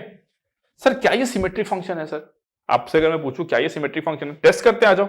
हम क्या करते हैं, Z2 को Z3 लिखते हैं, Z2 को क्या लिखते हैं हम लोग, Z3 लिखते हैं, और Z3 को हम लोग क्या लिखते हैं, आपका Z2 लिखते हैं। तो देखते हैं अगर सेम आ गया फंक्शन तो सिमेट्रिक फंक्शन है, और अगर नहीं आया तो क्या बोलेंगे हम लोग, सिमेट्रिक फंक्शन नहीं है।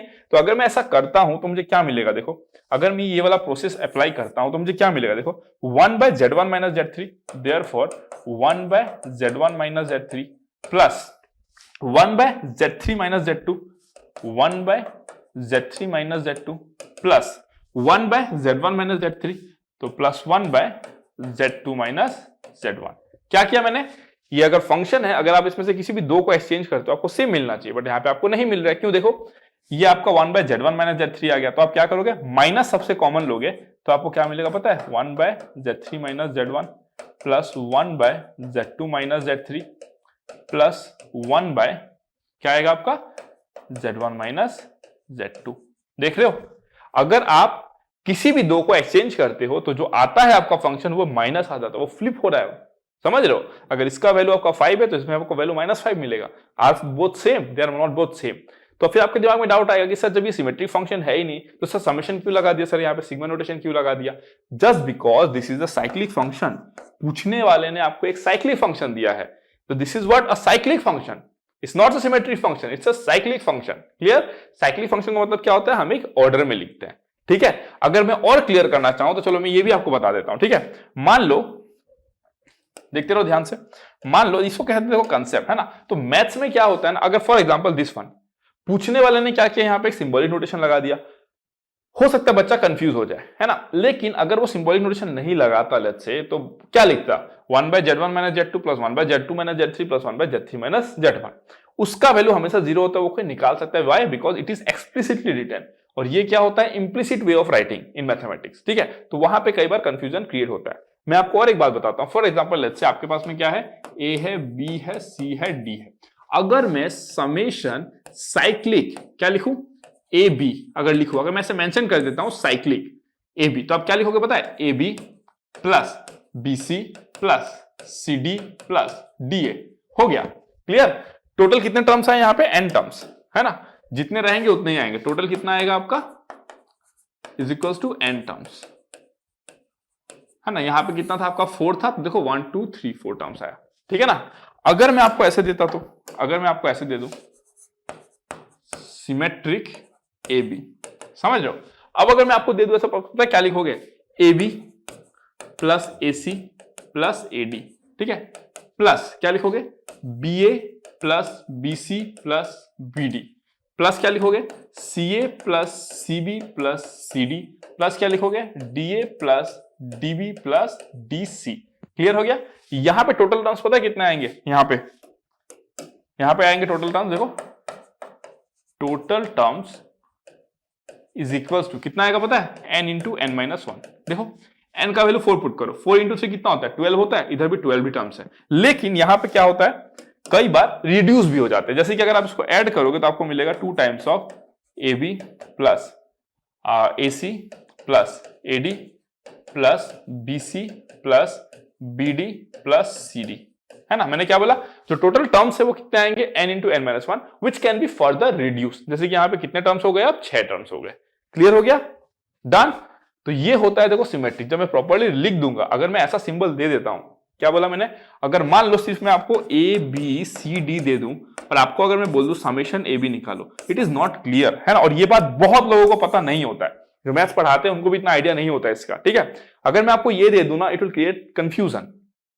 अब ये लिखोगे करेक्ट है सिमेट्रिक, अगर आप मान रहे हो इसको। अब ये लिखोगे ये करेक्ट है, अगर आप इसको क्या मान रहे हो, आपका साइक्लिक मान रहे हो। क्लियर है। But most of the cases except for symmetric function of root, जो थ्योरी ऑफ इक्वेशन में आता है, उसको छोड़ के किसी भी चैप्टर में अगर ऐसा समेशन लगाते हैं, तो जनरली आपका किसके बारे में बात कर रहे होते हैं, साइक्लिक के बारे में बात कर रहे होते हैं, ठीक है। तो आप कुछ भी मेंशन नहीं है, आप साइक्लिक ही कंसीडर करो उसको, ठीक है। डन, कंसेप्ट क्लियर हो गया। तो this is called concept. Question solve करना इज वन थिंग, उसको समझना अंडरस्टैंड करना इज अनदर थिंग, ठीक है। डन, चलो फिर नेक्स्ट क्वेश्चन पे बढ़ते हैं। तो नेक्स्ट क्वेश्चन में वी हैव क्वेश्चन नंबर 6, ठीक है। तो क्वेश्चन नंबर 6 में क्या है ये भी देख लेते आ जाओ, है ना।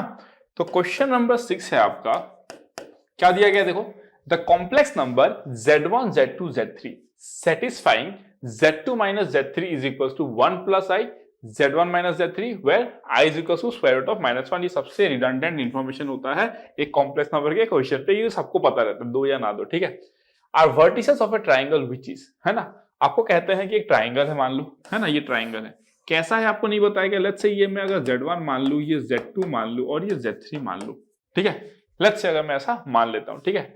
तो अगर मैं आपको बोलूं कि यहां पे देखो z2 माइनस z3, है ना, z2 माइनस z3 बाय क्या है आपका z1 माइनस z3, ठीक है। इसको मैं क्या लिख सकता हूं, 1 प्लस आई। 1 प्लस आई को मैं क्या लिख सकता हूं, देखो यूलर फॉर्म में √2 e to the power i pi by 4, ठीक है। डन। दैट मीन्स मैं क्या लिख सकता हूं, z2 minus z3 bye z1 minus z3, ठीक है। ये कितना हो गया आपका √2 e to the power i pi by 4, ठीक है। अब इससे हम कंक्लूजन क्या ड्रॉ कर सकते हैं, देखो इससे हम क्या कंक्लूजन ड्रॉ कर सकते हैं। मैं ये बोल सकता हूं z2 minus z3 bye z1 minus z3 कहां पर है भाई, z2 माइनस z3 करना है ना हमको, तो हम कैसे करेंगे, ऐसे करेंगे z2 minus z3 bye z1 minus z3, basically हम वही कर रहे हैं, है ना। तो हमको क्या मिला, देखो हमको मिलता है कि इसका लेंथ इससे √2 टाइम ज्यादा है। क्यों, क्योंकि this is equals to mod of z2 minus z3 by mod of z1 minus z3 होता है। क्या बोलूंगा मैं, मेरे के यहां पे z2 माइनस z3 बाय क्या बोल सकता हूं मैं, z1 माइनस z3,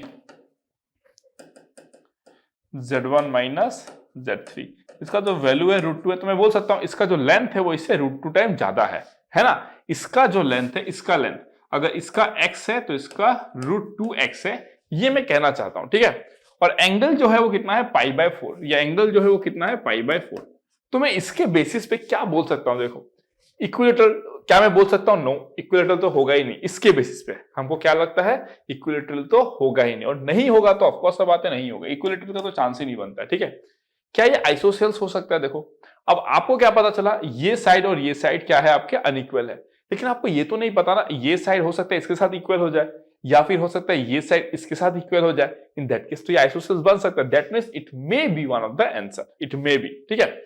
फिर आता है आपका राइट एंगल ट्रायंगल। ओके, आपको तो बस यही पता है π/4, आपको दूसरा एंगल पता है क्या, ये एंगल कितना है या ये एंगल कितना है, तो राइट एंगल भी हो सकता है। स्केलन, अब देखो आपको दो साइड पता है जो अनइक्वल है, आपको एक एंगल पता है, तो स्केलन भी हो सकता है। तो इन तीनों में से BCD में से कोई भी एक ऑप्शन हो सकता है, समझ रहे हो ना। दैट मीन्स आप इसके बेसिस पे कुछ थोक जवाब नहीं दे सकते। अगर आप बोल दोगे कि B हो जाएगा, C हो जाएगा, D हो जाएगा, तो गलत भी हो सकता है। क्यों? क्योंकि आपको तीनों का एनालिसिस करना पड़ेगा, आप सिर्फ एक एंगल का एनालिसिस करके कोई भी कंक्लूजन ड्रॉ नहीं कर सकते। ये आपको क्लियर हो गई, ये बात आपको क्लियर हो गया। तो हम क्या करेंगे, देखो हम क्या करेंगे, मैं इसको मिटाता हूं, हम क्या करेंगे देखते रहो अभी ध्यान से, ठीक है। What we will do is, इसको भी नहीं, ये रहने दो, ये हटा देता हूं और इसको भी हटा देता हूं, ठीक है। मैं क्या करता हूं अभी ध्यान से देखना, ठीक है। मैं करता हूं, देखो यहां पे क्या जो इंफॉर्मेशन दिया गया है ना, Z2 - Z3 is equals to 1 + I, क्या दिया गया आपको, Z1 - Z3। अगर मैं इसको एक सुइटेबल फॉर्म में ले जाऊं जो मुझे ज्यादा इंफॉर्मेशन दे, तो कैसे करेंगे इसको देखते आ जाओ। क्योंकि मेरे को तो बस अभी बस ये पता है कि भाई ये एंगल π/4 होता है, क्यों, क्योंकि इसके बेसिस पे मुझे पता चल गया। नेक्स्ट मुझे क्या पता है कि ये दोनों साइड अनइक्वल है, इतना इंफॉर्मेशन मुझे पता चल गया। अब अगर मैं इसको थोड़ा सा मैनिपुलेट करूं और मैं इसको लिखूं 1 से इसको मल्टीप्लाई करूं तो क्या हो जाएगा, Z1 - Z3, ठीक है। फिर क्या हो जाएगा +I × Z1 - Z3। क्लियर हो गया। अब अगर आप देखोगे थोड़ा सा मैनिपुलेशन के बाद में, तो ये -Z3 इधर भी -Z3 कैंसिल हो गया, तो मेरे को मिला क्या, देखो इंप्लाइज दैट, है ना, मुझे क्या मिला, देखो Z2 - Z1 is equals to -I × Z3 - Z1 में बोल सकता हूं। तो इंप्लाइज दैट मैं ऐसे भी बोल सकता हूं ना, देखो ऐसे, या फिर एक काम करते हैं, इसको प्लस रहने दो और इसको मैं ऐसे ही रहने देता हूं, ठीक है। इसको मैं बोलता हूं Z1 - Z3। क्लियर हो गया। अब अगर मैं आपको बोलूं यहाँ पे, ठीक है, मैं क्या करूंगा, देखो Z2 हो गया, ये Z1 को इधर लेकर गया, तो Z2 - Z1 is equals to I रहने दो उसको, और ये Z1 - Z3, ठीक है। अब अगर मैं आपको बोलूं कि देखो implies that Z2 - Z1 by, है ना, Z3 - Z1 कितना हो जाएगा आपका, -I के बराबर हो जाएगा, है ना। ये Z1 - Z3 था, मैं क्या लाया, Z3 - Z1। ओके, अब मैं इसको चाहूं तो मैं कैसे लिख सकता हूं, देखो अगर मैं चाहूं तो इसको कैसे लिख सकता हूं, इसको मैं उल्टा कर देता हूं। तो देखो -I, तो -1/I कितना होगा, देखो मैं इधर भी I मल्टीप्लाई करता हूं और इधर भी I मल्टीप्लाई करता हूं, तो ये हो गया I², और I² का वैल्यू -1 होता है, और -1 × 1 कितना होता है आपका, I होता है ना, -1 × 1 कितना होता है आपका, 1 होता है। तो मैं क्या लिखूंगा, -I जो है 1/-I वो कितना होता है, I के बराबर होता है, ठीक है। 1/-I के बराबर होता है। चलो ठीक है, इसको मैं हटा देता हूं, है ना। मैं क्या लिख सकता हूं, देखो what I can write is, I can write Z3 - Z1 by क्या लिखूंगा मैं, Z2 - Z1, that is equals to I, and that is equals to e⁻I π/2। Clear हो गया, डन, e⁻I π/2। अब इससे मेरे को क्या पता चल गया, देखो जो Z1 है, Z1 जो पाइवोट पॉइंट Z1 है, वहां पे एंगल जो बना रहे हैं Z2 Z3 वो कितना बना रहे हैं, π/2, मतलब 90 डिग्री। दैट मीन्स जो मेरा फिगर बनना चाहिए, मैं ये मिटा देता हूं, है ना, मैं ये क्लियर कर देता हूं। दैट मीन्स जो मेरा फिगर बनना चाहिए, देखो एक एंगल तो 45 डिग्री था, हमको ये पता है, ठीक है। और जो Z1 है वहां पे कितना बनना चाहिए, 90 डिग्री। तो लेट इट बी Z1, ठीक है, उसको मैं ज्वाइन कर देता हूं। Z1 पे हमको 90 डिग्री मिलना चाहिए भाई, चलो ठीक है। फिर हमको क्या मिलता है, देखो Z3 - Z1 by Z2 - Z1 ना, तो Z3 कर देता हूं इसको, और लेट्स से इसको मैंने ऐसे लिया, Z3 - Z1 by Z2 - Z1। देखो Z3 - Z1 by Z2 - Z1 क्या हो रहा है आपका, π/2, मतलब ये क्या है आपका 90 डिग्री। क्लियर है ना, ये एंगल कितना आएगा आपका, 90 डिग्री आएगा। और क्या पता चला आपको कि Z3 - Z1 and Z2 - Z1 length same है, मतलब इसका और इसका लेंथ सेम है, ये लेंथ सेम है ठीक है, और ये लेंथ सेम है। क्लियर हो गया ना? अब समझ में आ गया।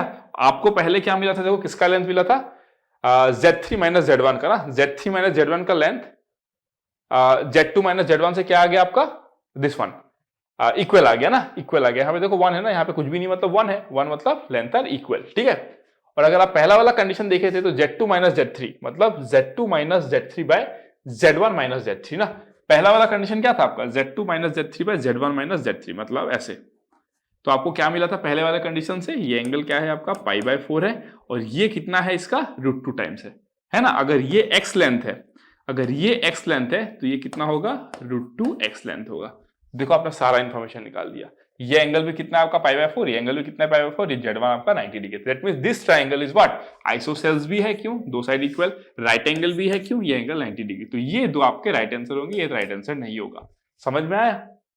अब समझ में आया? अब मान लो कोई बच्चा अगर सिर्फ इसका एनालिसिस करता, वो इसी का एनालिसिस करके वो क्या बोल देता है आंसर, सर आइसोसेल्स भी हो सकता है, सर राइट एंगल भी हो सकता है, सर स्केलेन भी हो सकता है।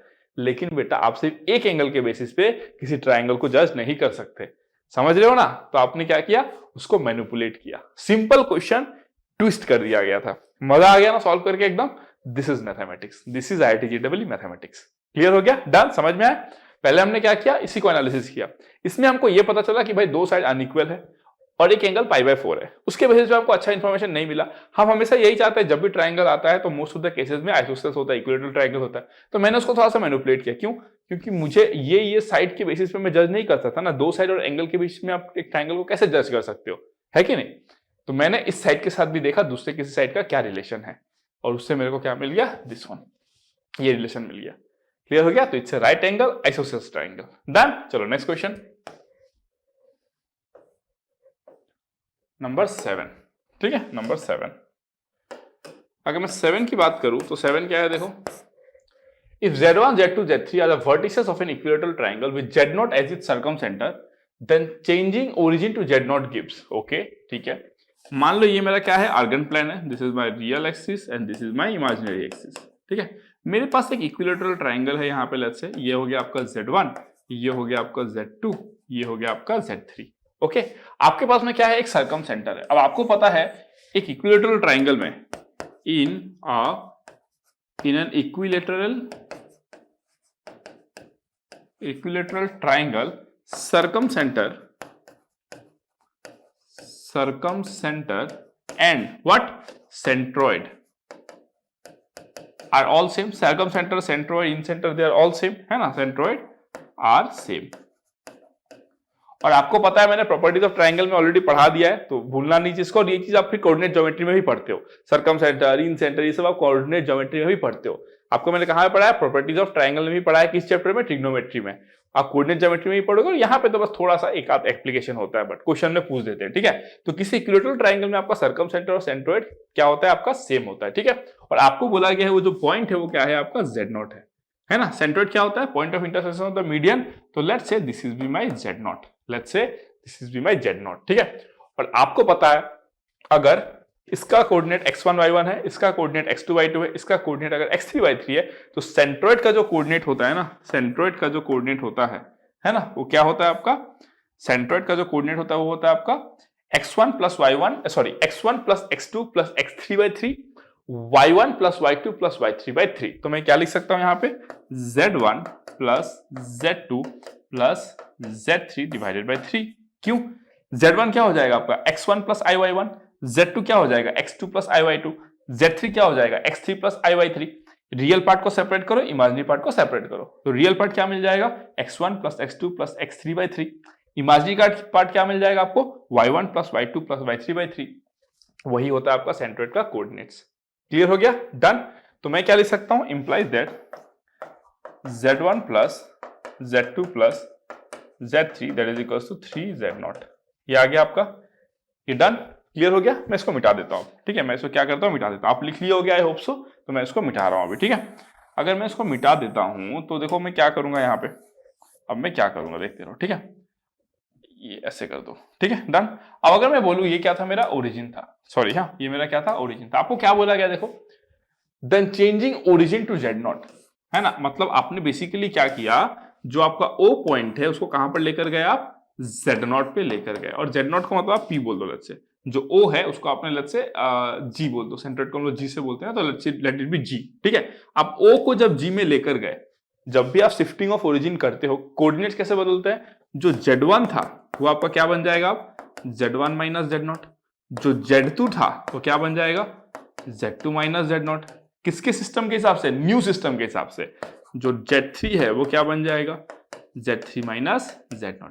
इसको आप मान लो Z1, क्यों? क्योंकि आपका क्वेश्चन में दिया गया है ना, where Z1 Z2 Z3 are new complex number of the vertices, है ना, न्यू कॉम्प्लेक्स नंबर्स।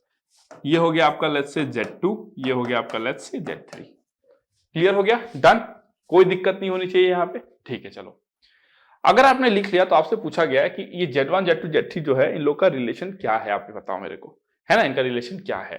तो आप एक चीज ध्यान दो यहाँ पे, क्योंकि ये इक्विलेटरल ट्राइंगल है और आपका ओरिजिन कहां पे आ चुका है? अब यहाँ पे आपका जो ओरिजिन है वो आप कहां पे आ चुका है? यहाँ पे। Now this is your origin ना, ये आपका रियल एक्सिस और ये आपका इमेजिनरी एक्सिस, ये आपको क्लियर है ना। अब आपका सिस्टम कुछ ऐसा बन चुका है, ठीक है, डन, कोई दिक्कत नहीं है। चलो ठीक है। अब अगर मैं आपको बोलूं, है ना, अब अगर मैं आपको बोलूं, देखो ध्यान से, कि जो Z1 है ना, जो Z1 है, Z1 को मैं क्या लिख सकता हूं? देखो Z1 को मैं लिख सकता हूं कैपिटल Z1 प्लस Z0। तो मैं लिखूंगा कैपिटल Z1 प्लस Z0, ठीक है। इसको मैं क्या लिखूंगा? देखो कैपिटल Z2 प्लस Z0। इसको मैं क्या लिखूंगा? देखो capital Z3 plus Z0 is equals to 3 times of, अब इस चीज को आप समझो, इसको क्या लिखोगे आप, है ना, इसको क्या लिखोगे? Z0 को क्या लिखोगे? देखो आपका जो था यहाँ पे ओरिजिन को आपने कहां पे लेकर गए? जी पे लेके गए, है कि नहीं? दैट मींस जो आपका Z1 Z2 Z3 और जो Z0 था, है ना, जो Z0 था आपका, देखो यहाँ पे Z0 जो था वो क्या हो जाएगा आपका? Z0 minus Z0, that is कितना आपका? 0, that is equals to how much? Let's say Z4। मान लो Z4 बोल दिया आपने, यहाँ पे कैपिटल Z0 बोल दो, कैपिटल Z0 बोल दो। तो Z0 का वैल्यू कितना आ रहा है? 0 आ रहा है कि नहीं आ रहा है? Z0 का वैल्यू कितना आ रहा है आपका? 0 आ रहा है। दैट मीन्स जो आपका 3 लिखे हो, जो Z0 है वो बेसिकली क्या है आपका? 0 प्लस Z0, और ये छोटा वाला ही Z0 होगा। क्यों? आप ध्यान से देखो इस चीज को, देखो जब आपने समझो बस इस बात को, ठीक है। Z1 को आप क्या लिखे? Z1 plus Z0। Z1 क्या है? Coordinate of that particular point with respect to what? The new system, है ना। जैसे ही आप ओरिजिन को यहां पे लेकर गए, ये जो Z1 था वो क्या बन गया आपका? कैपिटल Z1, बोले ना। मैं कैपिटल लेटर से डिनोट करता हूं इसको, है ना, मैं इसको कैपिटल लेटर से डिनोट करता हूं, मैं इसको कैपिटल लेटर से डिनोट करता हूं। देखो रेड कलर मतलब न्यू सिस्टम, रेड कलर मतलब न्यू सिस्टम। देखो आप ध्यान से, जैसे आप न्यू सिस्टम पे गए, जो Z1 था वो Z1 बन चुका है ना। तो आप Z1 को क्या लिखते हो? Z1 plus Z0। Z2 को लिखते हो Z2 प्लस Z0। Z3 को क्या लिखते हो? Z3 प्लस Z0, है ना। दैट मीन्स जो नया बना, नया के अकॉर्डिंग जो बना, प्लस पुराना वाला, है ना, प्लस पुराना वाला। तो यहां पे आप क्या लिखोगे? जो नया के अकॉर्डिंग बना, नया के अकॉर्डिंग क्या बना आपका? नया के अकॉर्डिंग क्या बनेगा आपका? 0 बनेगा ना। न्यू सिस्टम के हिसाब से क्या बना? 0 बना, और प्लस Z0 करोगे, है ना, प्लस क्या कर दोगे आप? Z0 कर दोगे। तो अगर आप इसको सिंप्लीफाई करोगे तो आपको क्या मिलेगा? देखो अगर आप इसको सिंप्लीफाई करोगे तो आपको क्या मिलेगा? देखो Z1 plus Z2 plus Z3 is equals to what? 3Z0, 3Z0 मतलब 0 हो जाएगा। क्लियर हो गया? समझ में आया? तो ये बस शिफ्टिंग ऑफ ओरिजिन का एक एप्लीकेशन था, समझ में आया? Z1 plus Z2 plus Z3 का जो वैल्यू है वो कितना आ गया आपका? 0 आ गया। अब आप बोलोगे सर हमको सर ना इतना कुछ सर नहीं समझना, सर हमको इतना नहीं समझना, सर आप ना हमको शॉर्टकट में बताओ बस, ठीक है। शॉर्टकट में भी समझ सकते हो आप भाई, इतना आपको कुछ करने का जरूरत ही नहीं है। आप सीधा सोचो कि जब भी आप कोऑर्डिनेट को यहाँ पे करोगे तो न्यू सिस्टम, अब छोड़ दो कि पुराना कुछ था ही नहीं, अब न्यू सिस्टम में ये Z1 था, ये Z2 था, ये Z3 था, और ये तो 0 है ओरिजिन, है कि नहीं। दैट मीन्स आप अगर सेंट्रोइड की बात करो, अब सेंट्रोइड क्या होगा इसका?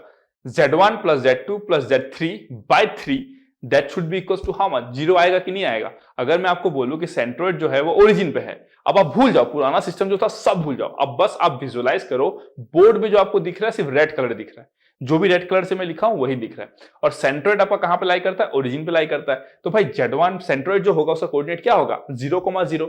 That means x1 capital X1 plus capital X2 plus capital X3 by 3 0 आएगा, capital Y1 plus capital Y2 plus capital Y3 by 3 0 आएगा। That means Z1 capital 1 plus capital Z2 plus capital Z3 by 3 कितना आएगा आपका 0 आएगा। तो 3 को multiply करोगे 0 से 0 आएगा, तो आपको फाइनली क्या आएगा, यही आएगा। आप समझ गए? तो इतना करो। ये कौन करेगा? जो मैथमेटिकली देखना चाहता है कैसे हो रहा है, वो कौन करेगा? जिसका विजुअल पावर अच्छा है, और दोनों ही मैंने सिखाया है, तो ये आपका चॉइस है कि आप किसके साथ जाना चाहोगे। ठीक है ना? डन। चलो, तो मुझे फाइनली ये मिल गया। ठीक है, मुझे फाइनली ये मिल गया। अब मैं इसको हटा देता हूं। अब मैं क्या करता हूं, उसको हटा देता हूं। ठीक है, और इसको थोड़ा सा ऊपर लिख देता हूं। ओके, अब देखो, अब अगर मैं स्क्वायरिंग कर दूं ना, अगर मैं स्क्वायरिंग कर दूं, क्या कर दूं मैं? स्क्वायरिंग कर दूं। ठीक है, तो स्क्वायरिंग करूंगा तो क्या होगा, देखो, Z1 square plus Z2 square plus Z3 square plus 2 times of Z1 Z2 plus Z1 Z3 plus Z2 Z3 that is equals to 0। Clear हो गया? डन एकदम।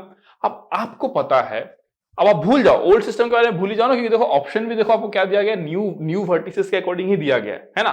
तो आप सब कुछ भूल जाओ, न्यू में ही सोचो अब आप। ठीक है, तो न्यू सिस्टम के हिसाब से आप बताओ मेरे को, है ना। हमको पता है कि इक्विलेटरल ट्राइंगल अगर आपके पास में है, जिसका ओरिजिन कहां पे आपका, ये सेंट्रॉइड पे ओरिजिन है, और ऐसा एक सिचुएशन में आपको दे देता हूं, ऐसा एक सिचुएशन में आपको दे देता हूं। और अगर एक इक्विलेटरल ट्राइंगल है, तो आपको पता है कि इक्विलेटरल ट्राइंगल में क्या होगा आपका, Z1 square plus Z2 square plus Z3 square minus Z1 Z2 minus Z2 Z3 minus Z3 Z1 is equal to 0 होगा।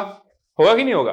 तो अगर मैं बोलूं कि Z1 Z2 plus Z2 Z3 plus Z3 Z1 इधर आ जाएगा, तो उसका वैल्यू कितना होगा, इसके बराबर होगा। तो मैं यहां पे क्या लिखूंगा, देखो, implies that Z1 square plus Z2 square plus Z3 square plus 2 times of Z1 square plus Z2 square plus Z3 square is equal to 0। तो अल्टीमेटली इसको सॉल्व करो, अब क्या मिल जाएगा, this square plus this square plus this square 0। तो that will be your answer, that will be your answer.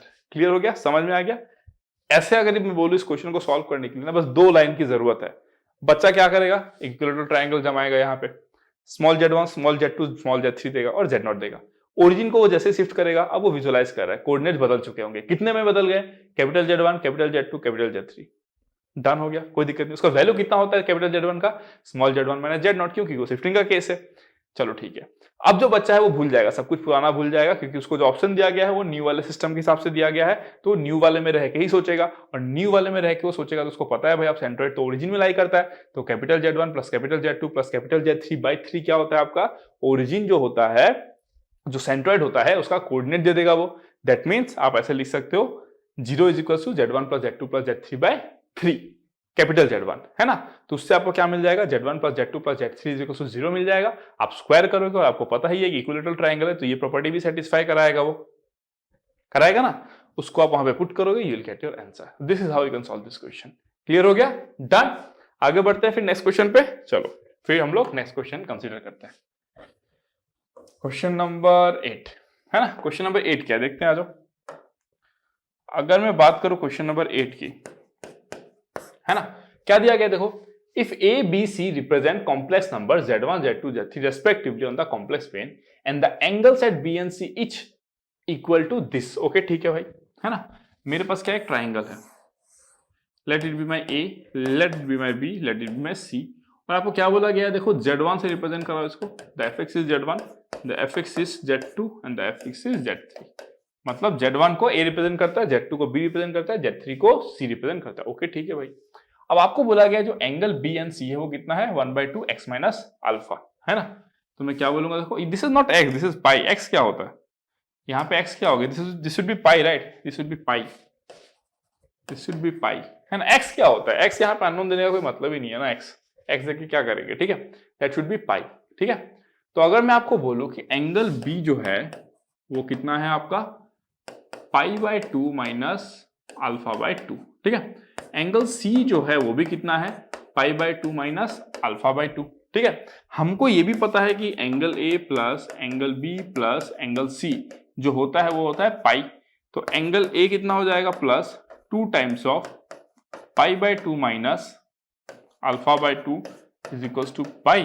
तो angle A कितना हो जाएगा, देखो, plus pi minus alpha is equals to पाई।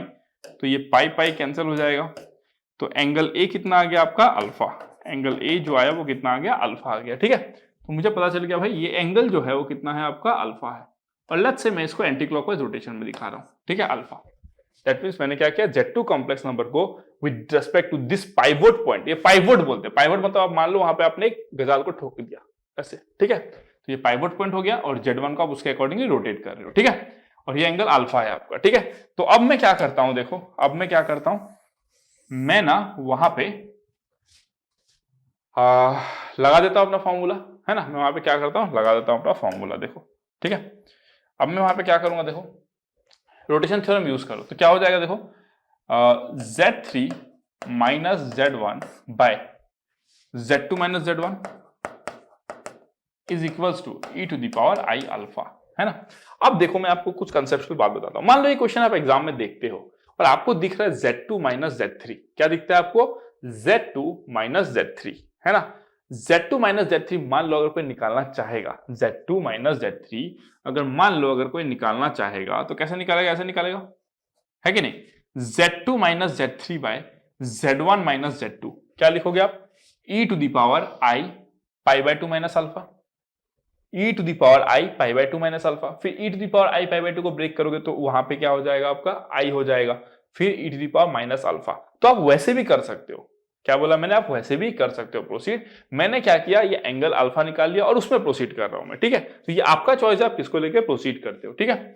अब देखो मैं अगर बोलूं आपको कि मुझे चाहिए क्या, मुझे चाहिए Z2 माइनस Z3 लेस से, है ना, तो मैं क्या कर सकता हूं पता है, अगर मैं ऐसे लिखूं तो Z3 minus Z1 by Z2 minus Z1, ठीक है, minus 1 is equal to e to the power I alpha minus 1, ठीक है।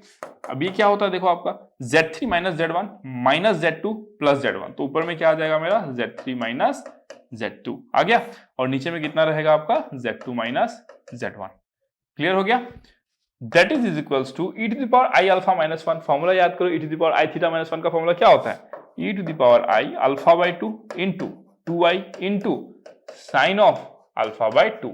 करा दिया, उसका प्रूफ भी करा दिया आपको, और मैंने आपको बोला था ये फॉर्मूला जो है खतरनाक लेवल का यूजफुल होता है जेडब्ल्यू के क्वेश्चन को सॉल्व करने के लिए, ठीक है।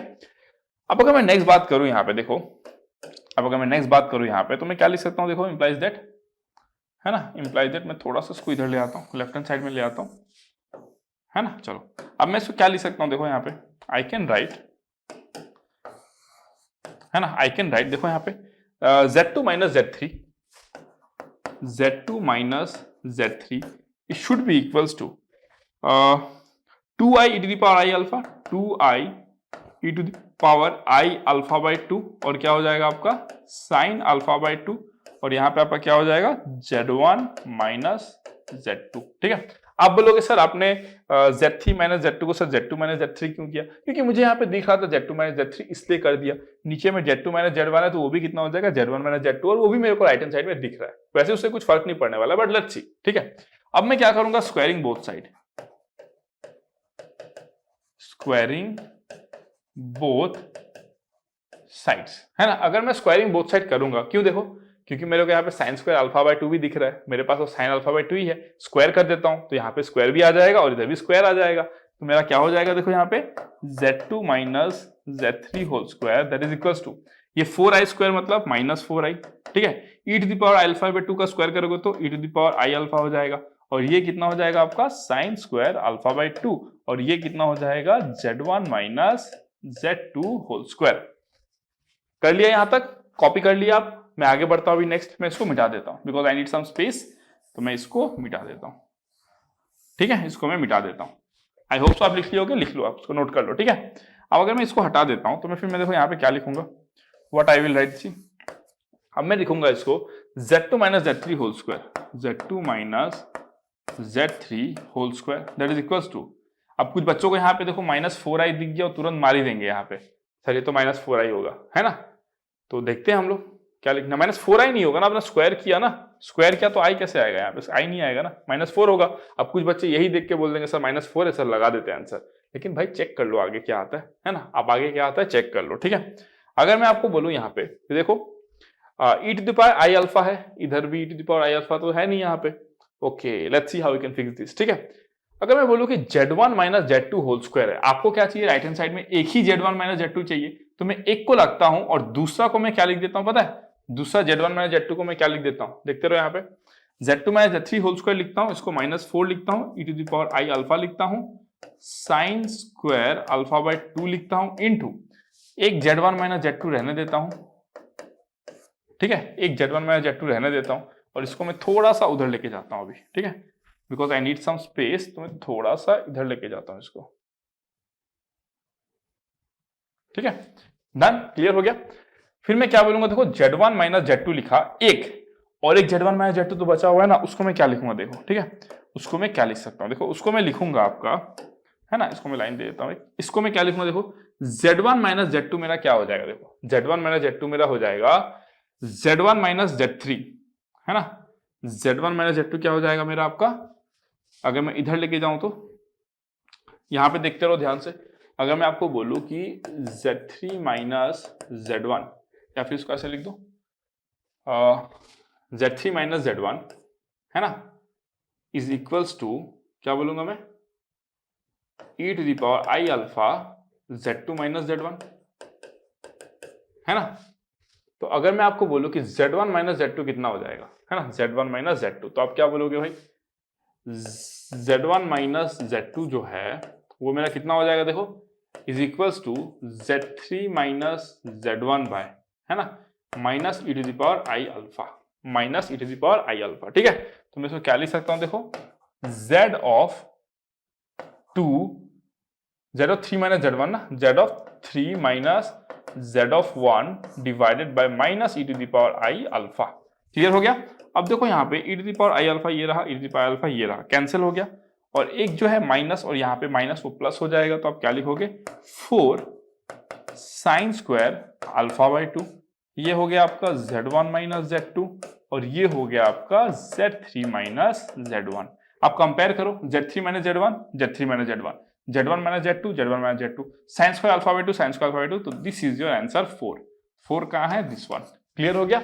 तो देखिए अब आपको आइडिया हो रोटेशन थ्योरम पे कैसे क्वेश्चन बनते हैं, तो बस आपको वही यूज करना, जहां पे आपको ये सब दिखेगा ना Z3 Z1 Z1 Z2 triangle triangle ये सब की बात होगी, वो रोटेशन थ्योरम पे बेस्ड होगा कॉम्प्लेक्स नंबर का क्वेश्चन, तो आपको उसी दायरे में रह के सोचना है कि क्वेश्चन को आप कैसे सॉल्व करोगे, क्लियर हो गया, डन। तो आई होप सो आप एंजॉय किए, आपको मजा आया क्वेश्चन सॉल्व करने में, तो ऐसे ही क्वेश्चन देखने को मिलेंगे आपको IIT JEE एग्जामिनेशन में, ठीक है। और अभी तो हमने ऑलमोस्ट 100+ क्वेश्चंस कर लिया है, वेराइटीज ऑफ क्वेश्चन, सारे क्वेश्चन एक दूसरे से अलग थे, आने वाले टाइम में हम बस थोड़े से कॉन्सेप्ट बचे हुए, उन सारे कॉन्सेप्ट को कवर करेंगे और भी ढेर सारे हम लोग क्वेश्चन करेंगे, ठीक है, डन। अगर आप इतना क्वेश्चन कर लिए तो आपका कॉन्फिडेंस लेवल बहुत नेक्स्ट लेवल पे चला जाएगा, ओके।